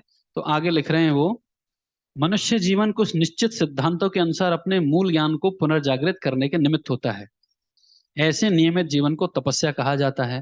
वो ज्ञान वापस लाए तो कुछ कार्य करने होंगे। जैसे कोई भी मनुष्य तप, ब्रह्मचर्य, मनोनिग्रह, इंद्रिय निग्रह, दान, सत्य, शुद्धि, योगासन का अभ्यास करके धीरे धीरे वास्तविक ज्ञान के स्तर पे उठ सकता है। ये जो दूसरा उपाय बताया गया है वो कौन सा है? ज्ञान। इसको भागवतम में किससे कंपेयर किया है, याद है किसी को? ये जो ज्ञान से अपने पाप धोना, इसको किस कंपेयर किया है? वल्गु गुल्म लता, गुल्म, वल्गु गुल्म। उसमें कहा गया है जैसे बांस के झुरमुट में आग लगा दो, पूरे जंगल में आग लग जाती है, पूरा राख हो गया। या आप भी देखते होंगे आपके बाजू में कोई अगर बड़ा ऐसा खाली प्लॉट है तो गर्मियों में पूरा सूख जाता है वो, फिर जैसी बारिश आती है फिर से हरा हो गया। कैसे हरा हो गया? वो जड़ें अभी भी हैं, बीज अभी भी हैं वहां पे, वो बीज नहीं निकले आग लगाने से। तो ऐसे ही ज्ञान को कहा जाता है ज्ञानाग्नि, कि ज्ञान की अग्नि से वो बांस का पेड़ तो जल गया ऊपर से, लेकिन जड़ है नीचे। तो ऐसे ही कई बार बड़े बड़े ज्ञानी लोगों का भी पतन हो जाता है। जैसे ही इंद्रिय भोग का मौका मिलता है, ज्ञानी का भी पतन हो जाता है। तो क्या ये परमानेंट सॉल्यूशन है फिर इंद्रियों को नियंत्रित करने का? नहीं है। इसलिए प्रभुपाद लिख रहे हैं आगे, किंतु, देखा आपको, एक किंतु मतलब पिछला वाला उपाय निरर्थक था। किंतु यदि कोई इतना भाग्यशाली हो कि उसे शुद्ध भक्त की संगति प्राप्त हो सके, तो वह सरलता से योग प्रक्रिया यानी भक्ति योग की प्रक्रिया द्वारा मन को वश करके अपने सभी अभ्यासों का अतिक्रमण केवल कृष्ण भावनामृत के विधि निषेधों के अनुसरण कर। ये हिंदी बहुत कॉम्प्लेक्स कर देते हैं इसमें। इंग्लिश में एकदम सिंपल सिंपल टर्म्स में आता है, हिंदी में क्या है, उनको पूरा इधर से उधर उठा के लिखना पड़ता है। तो पॉइंट ये है कि कृष्ण भावनामृत यानी भक्तों की संगति अगर प्राप्त हो गई तो धीरे धीरे धीरे धीरे सारे जो हमारे अवगुण हैं वो कम हो जाते हैं। जैसे कई लोगों ने चाय छोड़ना है, सुबह उठना है, हर कोई व्यक्ति 1 जनवरी को रेजोल्यूशन लेता है, कल से मैं जल्दी उठूंगा, लेते हैं कि नहीं? कितना देर काम करता है वो सॉल्यूशन, कितना देर हम जड़ उठ पाते हैं? लेकिन अभी चाय छूट गई, प्याज लहसुन छूट गए, नॉनवेज छूट गया, ये सब कहाँ से आया शक्ति? भक्ति करने से। फिर वो दोबारा नहीं पड़ता उसमें जाके। तो पहला उपाय बताया गया था प्रायश्चित था, प्रायश्चित का, पाप से मुक्त होना या इंद्रियों को नियंत्रित करने के लिए प्रायश्चित करो। लेकिन प्रायश्चित में तो वो भी कर्म है, तो एक कर्म को दूसरे कर्म से नहीं निकाल सकते। दूसरा उपाय क्या बताया गया? ज्ञान। लेकिन ज्ञान जब लगता तो ऐसा है, जब तक व्यक्ति क्लास में बैठा है ज्ञान सुन रहा है, यस सर, लेकिन जैसे ही मौका आया फिर से टपक गया वो, तो ज्ञान भी काम नहीं आया। तीसरा उदाहरण तो जो दूसरा ज्ञान वाला उदाहरण है उसके लिए कौन सा एनालॉजी दिया गया भागवतम में? बांस के पेड़ों में आग लगने से वो पूरा जंगल ये हो जाता है, साफ हो जाता है, लेकिन फिर से पानी आने पे बारिश में फिर से पेड़ उग जाता है। तो पाप की प्रवृत्ति गई नहीं अभी तक पूरी तरह से। तो तीसरा उदाहरण देके बोलते हैं, केचित केवलया भक्त्या वासुदेव परायण अघम धुनवंती कार्त्स्नेय निहारिणम एवं भास्करा। जब सुबह सुबह उठते हैं सर्दी के मौसम में तो धुंध छा जाती है, उसको निहारिम कहते हैं, निहारिम। लेकिन जब सूरज उगता है वो धुंध छट गया, दोबारा धुंध आती है क्या उस दिन? फिर से धुंध आती है क्या? नहीं, वो पूरी तरह से खत्म हो गया। उसी प्रकार जब शुद्ध भक्ति का सूर्य उदय होता है व्यक्ति के जीवन में, तो ये सारे वेग पाप कर्म सब छूट जाते हैं। तो इसलिए प्रयास करना है किस चीज का? शुद्ध भक्ति को प्राप्त करने का, तब जाके सारे जो पाप कर्म है वो खत्म होंगे। तो आगे कहते हैं कैसे ये भक्ति जागृत होती है? शुद्ध भक्ति की संगति से, कृष्ण भावनामृत के विधि निषेधों का अनुसरण करके, और प्रमाणिक गुरु के निर्देशन में भगवान की सेवा में संलग्न रहकर। तो ये 3 विधियां बताई प्रभुपाद ने। भक्ति करना मतलब क्या है? सबसे पहले भक्तों का संग। कौन से भक्त? तो कौन है शुद्ध भक्त? हमारे यहाँ तो सब अशुद्ध भक्ति दिखते हैं मुझे चारों तरफ। कौन है शुद्ध भक्त? किसकी संगति करें? हाँ, जो निंदा नहीं करता है। और कौन है शुद्ध भक्त? हमें तो कोई दिखता नहीं है इधर पे। सबसे बड़ा शुद्ध भक्त तो मैं ही हूँ, हर किसी को ये लगता है। तो सबसे पहले शुद्ध भक्त हैं प्रभुपाद। तो प्रभुपाद का संग कैसे ले सकते हैं हम? बुक्स पढ़ के, लेक्चर सुन के। और जैसे जैसे हम भक्ति में प्रगति करते हैं तब लगता है मैं शुद्ध नहीं हूं, बाकी सब शुद्ध भक्त हैं। तो जब तक आप कृष्ण कथा या आपकी संगति में कृष्ण है तब तक वो संगति शुद्ध है, वो भक्त भी शुद्ध है। जैसे ही हम अपने डिस्कशन में कृष्ण कथा से नीचे आते हैं वो गड़बड़ शुरू हो जाती है वहां पे, राइट? तो शुद्ध भक्त का संग करके। दूसरा क्या है? कृष्ण भावनामृत के विधि निषेधों का अनुसरण करके ऐसे भक्ति कर सकते हैं। और तीसरा, गुरु के निर्देशन में भगवान की सेवा करके। क्लियर? आगे लिख रहे हैं, कृष्ण भावनामृत के विधि निषेध इस प्रकार हैं: अवैध मैथुन से दूर रहना, मांसाहार ना करना, नशा ना करना, जुआ नहीं खेलना। श्रील रूप गोस्वामी इसी सरल विधि की संस्तुति करते हैं। सरल विधि मतलब भक्तों का संग करना है, प्रवचन सुनना है, सेवा करनी है, और विधि निषेधों से दूर रहना है, मतलब गलत कार्यों से दूर रहना है। Is this clear?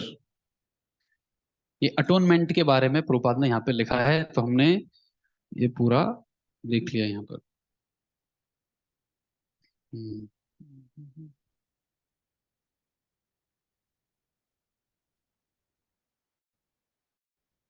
तो इसको तपस्या भी कहते हैं। ये जो 3 कार्य हमने लिखे अभी, शुद्ध भक्तों का संग करना, नियमों का पालन, सेवा करना, ये भी तपस्या है। तो शास्त्रों में दिव्य तपस्या के बारे में लिखा गया है, राइट? एक तपस्या इसके 2-4 लाइन पहले भी थी, जो ज्ञान के मार्ग में जो तपस्या है उसके बाद उसका भी लिखा है यहाँ पर। ब्रह्मचर्य तपस्या, मनोनिग्रह, इंद्रिय निग्रह, ये भी एक तपस्याएं हैं, लेकिन वो भक्ति की तपस्याएं नहीं है। भक्ति की तपस्या में और इस तपस्या में क्या अंतर है? कोई बता सकता है? ज्ञान की तपस्या और भक्ति की तपस्या, इनमें अंतर क्या है? कृष्णा सेंटर में नहीं होते, वो ज्ञानी अपने दम पे कर रहा है और भक्त क्या कर रहा है, भगवान की प्रसन्नता के लिए। कृष्णार्थे अखिल चेष्टा, ये माइंड में रहता है उसके, कृष्ण की प्रसन्नता के लिए हम सारे कार्य करेंगे। कृष्णार्थे अखिल चेष्टा, इसको कहते हैं भक्ति की तपस्या। ओके, तो हम बाद में बताएंगे।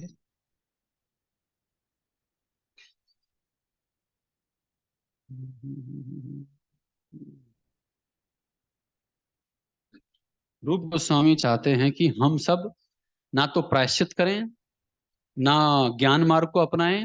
हम कौन से मार्ग को अपनाएं, भक्ति के मार्ग को। एक और है,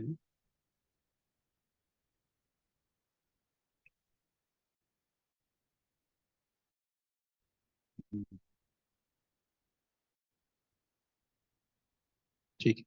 अभी हम चलते हैं आगे। किसी को पूछना है कुछ प्रश्न इसके ऊपर, ये अटोनमेंट, प्रायश्चित और इसके बारे में? ठीक है। तो अभी प्रभुपाद बोलते हैं सबसे पहले व्यक्ति को कौन से कंट्रोल से शुरू करना है। तो इसमें आप देखेंगे प्रभुपाद ने कैसे परपोर्ट लिखा है। पहले प्रभुपाद अपना परपोर्ट देते हैं और एक दो पेज के बाद आपको दिखेगा ये हर परपोर्ट में लिखा है प्रभुपाद ने।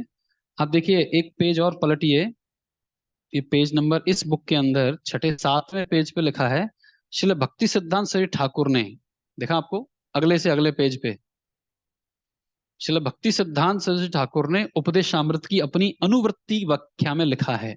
मिला सबको? तो श्रील प्रभुपाद भक्ति सिद्धांत सरस्वती ठाकुर ने जो टीका लिखा है इस पुस्तक के ऊपर, एनओआई के ऊपर, उपदेशामृत पे, उसको भी इंक्लूड कर रहे हैं। उसको क्या कहते हैं, उस टीका का नाम क्या है, अनुवृत्ति।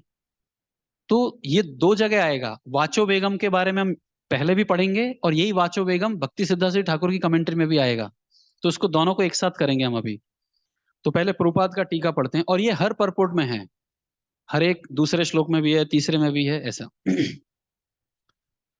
तो वाचो बेगम प्रभुपाद लिख रहे हैं, सर्वप्रथम मनुष्य को अपनी वाणी पर संयम रखना चाहिए। हम में से प्रत्येक व्यक्ति में बोलने की शक्ति है और जैसे ही हमें अवसर मिलता है बोलने लगते हैं। कब बोलने लगते हैं हम, जैसे ही अवसर मिला। वो टीचर क्लास में पढ़ा रहा है, जैसे ही टीचर बाहर गया सब्जी मंडी बन जाता है वो, हर कोई बोलना शुरू कर देता है उधर। तो प्रभुपाद लिख रहे हैं हम, हमारे पास ये शक्ति है। अब ये बोलने की शक्ति क्यों बोला गया है इसको, वही it's a power, power of speech बोला गया है उसको। शक्ति, क्या शक्ति है ये, बोलने में क्या शक्ति है? ये बोलने में शक्ति लगाए वो नहीं हो रही है, बोलने के माध्यम से आप अपनी शक्ति प्रदर्शित कर रहे हो, विचारों की शक्ति। और हमने हिटलर का नाम सुना, हिटलर? वो जब लेक्चर देता था ना तो पूरे जर्मनी में आग लग जाती थी, हर कोई यस इसके लिए करना है, Hitler is German, German is Hitler, ऐसा आया था उस टाइम पे।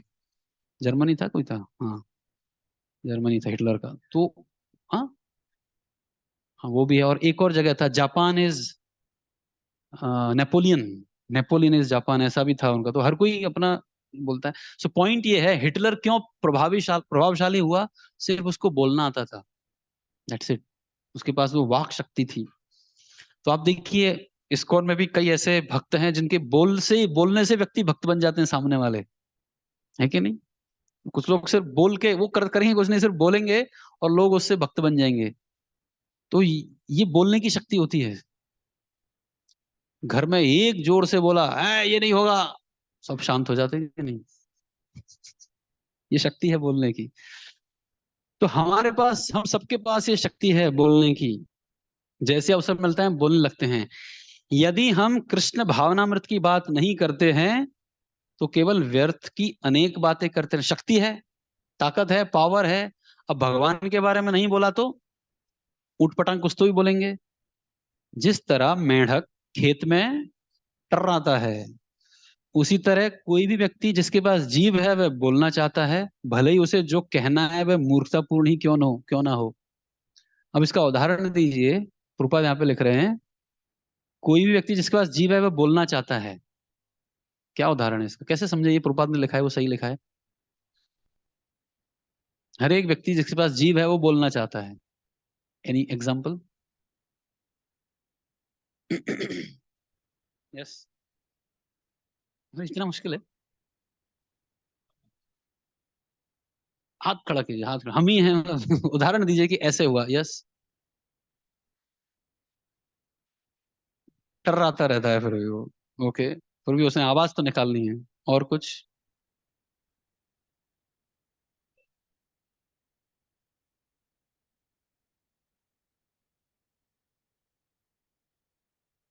हम्म, अपनी बढ़ाई करने का, ये करना, तो कई बार लोग बोलते बोलते, अरे पता है वो किसको ही नहीं कर रहा था, मैं था उधर इसलिए वो सेवा हो पाई। पूछेगा, पूछा किसी ने नहीं था, लोगों को सिर्फ जानना था सेवा हुई कि नहीं हुई, बस उसको यस और नो में आंसर चाहिए था इंचार्ज को। उधर कोई नहीं था प्रभु जी, सिर्फ मैं ही था, दूर दूर तक मैं ही था, मैंने वो सेवा की, और पूरा ऐसे लग दिया उसने उसके ऊपर। तो जिसके पास भी ये जिह्वा है उसको बोलने की इच्छा है। हमने देखा है कभी कभी हम ऑनलाइन महाराज का लेक्चर सुनते हैं, महाराज लाइव दे रहे हैं, और उधर कमेंट सेक्शन में आ ही जा रहा है। कमेंट सेक्शन में थैंक यू महाराज, गुरु महाराज, दंडवत महाराज, ये महाराज, वो महाराज। अरे भाई सुनो, महाराज बोल रहे हैं उसको सुनो। नहीं नहीं नहीं, कमेंट पास करना है हम। तो ये जो कमेंट पास करने की टेंडेंसी है वो क्या है? ये जिह्वा है। तो हमें अपने को कुछ बोलना ही है। और जैसे लास्ट टाइम बोल रहा था मैं, मॉडर्न वे ऑफ बाचो बेगम, रील बनाना और रील देखना दोनों बाचो बेगम है। तो आप देखिए, जब चार दोस्त अगर बात करते हैं, और बोलने की टेंडेंसी बहुत बढ़ जाती है, और स्पेशली वो किसके बारे में बात करेंगे, किसी न किसी की टांग खींचेंगे, तो उसके बारे में हर कोई अपना अपना कमेंट पास करेगा। सो प्रभुपाद यहाँ पे बोल रहे हैं ये टेंडेंसी बहुत स्ट्रांग है। तो जिस तरह मेंढक खेत में टर्राता है, कोई व्यक्ति जिसके पास जीभ है वह बोलना चाहता है, भले ही सब मूर्खतापूर्ण ही क्यों ना हो। और कई बार लोग अपना ही जोक सुना के अपने ऊपर ही हंसते हैं कि मैंने ये गलती की है। अबे तूने गलती की है, खुद ही हंसता है उसके ऊपर, उसको कहते हैं मूर्खतापूर्ण। तो ऐसे बोलने से क्या होने वाला है, आगे लिखते हैं प्रभुपाद। मेंढक की टर्टर किसको आमंत्रित करती है अभी? सांप को। वो मेंढक जो टर्रा रहा था, उसको लगा था उससे बड़ा गायक कोई है ही नहीं, और वो अपोजिट जेंडर के मेंढक को अट्रैक्ट करने के लिए बोल रहा था वहां पे। लेकिन वहां कौन आ गया अट्रैक्ट होके? सांप आ गया। आमंत्रित करती है, और क्या बोलता है वो? यहाँ आओ और मुझे खाओ। ये मेंढक बोल रहा है। ये तो प्रभुपाद बोल रहे हैं हम उस मेंढक के जैसे हैं, हम भी टर्रा रहे हैं, और किसको आमंत्रित कर रहे हैं अभी हम? काल सर्प को। वो सांप कौन सा है? काल सर्प। इसलिए बोल रहे हैं यहाँ पे प्रभुपाद, यद्यपि यह मृत्यु का आमंत्रण देना है, फिर भी मेंढक टर्राता रहता है। तो ये तो हो गया बाचो बेगम को समझाने का तरीका। अब आगे प्रभुपाद जी एग्जाम्पल देने वाले हैं कि बाचो बेगम का मतलब क्या है। देखिए आगे क्या लिखा है। भौतिकतावादी पुरुषों एवं मायावादी दार्शनिकों के बोलने की तुलना मेंढक की टर्राहट से की जा सकती है। तो वाचो बेगम का पहला उदाहरण क्या हुआ? भौतिकवादी और मायावादियों के बोलने की, मतलब उन्होंने किताबें लिखी मायावादियों ने, वो एक पहला एग्जाम्पल हो गया। भौतिकतावादी लोगों की पुस्तकें, ये सदैव व्यर्थ की बातें करते रहते हैं और अपने को पकड़ाने के लिए मृत्यु को आमंत्रित करते रहते हैं। ठीक है। अब और कुछ एग्जाम्पल यहाँ से, और भी कुछ एग्जाम्पल हैं इस वाचो बेगम के। तो पहला एग्जाम्पल क्या हुआ? अ, मायावादी और भौतिकतावादियों के ग्रंथ। ये मेंढक की टर्टर से मतलब क्या है? यूजलेस टॉक, जिसका कोई सर नहीं, पैर नहीं, कोई उपयोग नहीं, कुछ नहीं। कोई उदाहरण यूजलेस टॉक का आपने आज ही कुछ ऑब्जर्व किया हो अपने दैनिक जीवन, आज या पिछले वीक में ऑब्जर्व किया हो, ये यूजलेस टॉक था। यूजलेस का मतलब क्या है? जिसको आपके जीवन से कोई लेना देना नहीं है, उसके ऊपर बात करके आपके जीवन में कोई 1% परिवर्तन नहीं आने वाला है। गॉसिपिंग, ये तो नेगेटिव हो गया, यूजलेस नहीं है वो। अभी अभी वो गॉसिप करने का मतलब फॉल्ट फाइंड करना, वो तो नेगेटिव जोन में लेके जाएगा। ये सिर्फ यूजलेस था, सिर्फ टाइम वेस्ट हुआ हमारा। कोई उदाहरण? Politics, cricket. वो क्रिकेट का जब मैच खत्म हो जाता है तो उसके बाद असली डिस्कशन शुरू होता है लोगों का। उसने ऐसा खेलना चाहिए था, वो ऐसा नहीं खेला, वो जल्दी आउट हो गया। खुद ग्राउंड में कभी गए नहीं है, कभी वो 150 माइल पर आवर से जो बॉल आ रही है उसको फेस नहीं किया है और कमेंट्री देने में आगे हैं, कुछ होने वाला है उससे मैच खत्म होने के बाद? नेवर।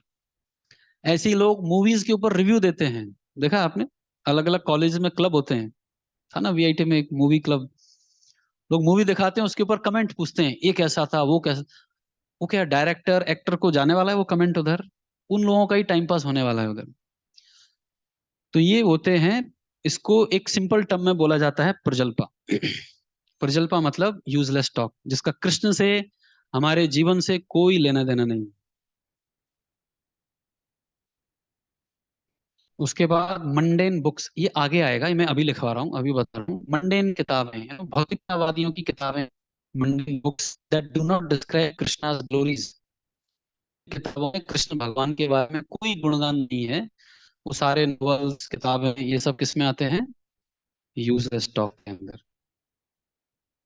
उसके बाद जैसे बोला यानी कि गॉसिप, गॉसिप मतलब फॉल्ट फाइंड, दूसरों के दोष दृष्टि वाले हैं, या फिर नहीं है फिर भी जानबूझ के उस पर दोष थोपना। बताता हूँ देख, अच्छे जा रहा था, आपने उसके अंदर और डाउट डाल दिया, तो ये सब क्या है?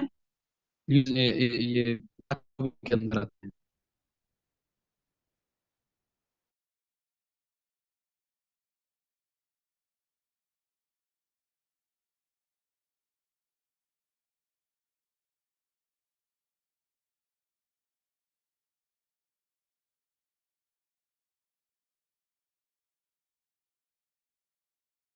और थोपी गई मन भी वाचगम का, अगर आप क्या बोलते हैं, मौन रखने से क्या वाचो वेगम सुधर जाएगा? तो कई बार आप लोगों ने सुना होगा, ये बड़े स्वामी थे आज उनका मौन व्रत है, वो आज कुछ नहीं बोलेंगे। क्या उसका वाणी संयम हो गया? नहीं हो गया। हाँ, लिख के देते हैं, फिर वो चौक और स्लेट लिखते हैं, और वो चौक और स्लेट भर भर के पूरा चौक खत्म हो गया, उनका चौक का डब्बा खत्म हो गया। तो ये साइलेंस यूजलेस, ये भी वाचो बेगम जैसे, जैसे कि मायावती दार्शनिक सोचते हैं, ऐसा मौन कुछ समय तक सहायक प्रतीत हो सकता है लेकिन अंततः वह विफल हो जाता है। चले रूप गोस्वामी जिस संयमित वाणी की बात करते हैं उसका अर्थ कृष्ण कथा की सकारात्मक विधि का समर्थन है। अभी ये उसका सॉल्यूशन आ गया। उदाहरण अभी देख रहे हैं कितना सिस्टमेटिक जा रहा है परपोर्ट। इसको अगर आप एक झटके में पढ़ लेंगे, क्या है, कभी कुछ भी लिख रहे हैं कभी कुछ आ रहा है, सिस्टमेटिक जा रहे हैं प्रभुपाद। पहले उदाहरण दिया, फिर अलग अलग जो समाज में है वो बताया, अभी सॉल्यूशन। क्या सॉल्यूशन है? कृष्ण कथा। We have to positively engage our tongue in glorifying Krishna. हमें सकारात्मक रूप से अपनी जिह्वा को भगवान की कथा में लगाना है, अर्थात बोलने की प्रक्रिया को परम भगवान के गुणगान में लगाना। इस प्रकार जीव भगवान के नाम रूप गुण तथा लीलाओं की महिमा का गान कर सकती है। अगली लाइन इंपॉर्टेंट है, कृष्ण कथा का उपदेशक सदैव मृत्यु के चंगुल से दूर रहता है। मृत्यु के चंगुल में कौन आता था? सांप को कौन पकड़ेगा? आई मीन सांप किसको पकड़ेगा? मेंढक को। जो यूजलेस बात करेगा उसको मेंढक पकड़ेगा, उसको सांप पकड़ेगा। लेकिन जो कृष्ण कथा बोलेगा वो उसको सांप आएगा ही नहीं। किसी को श्लोक याद आ रहा है? जो व्यक्ति कृष्ण के बारे में चर्चा करते हैं वो मृत्यु से दूर रहते हैं। आयु हरति वै पुंसाम उद्यनस्तंच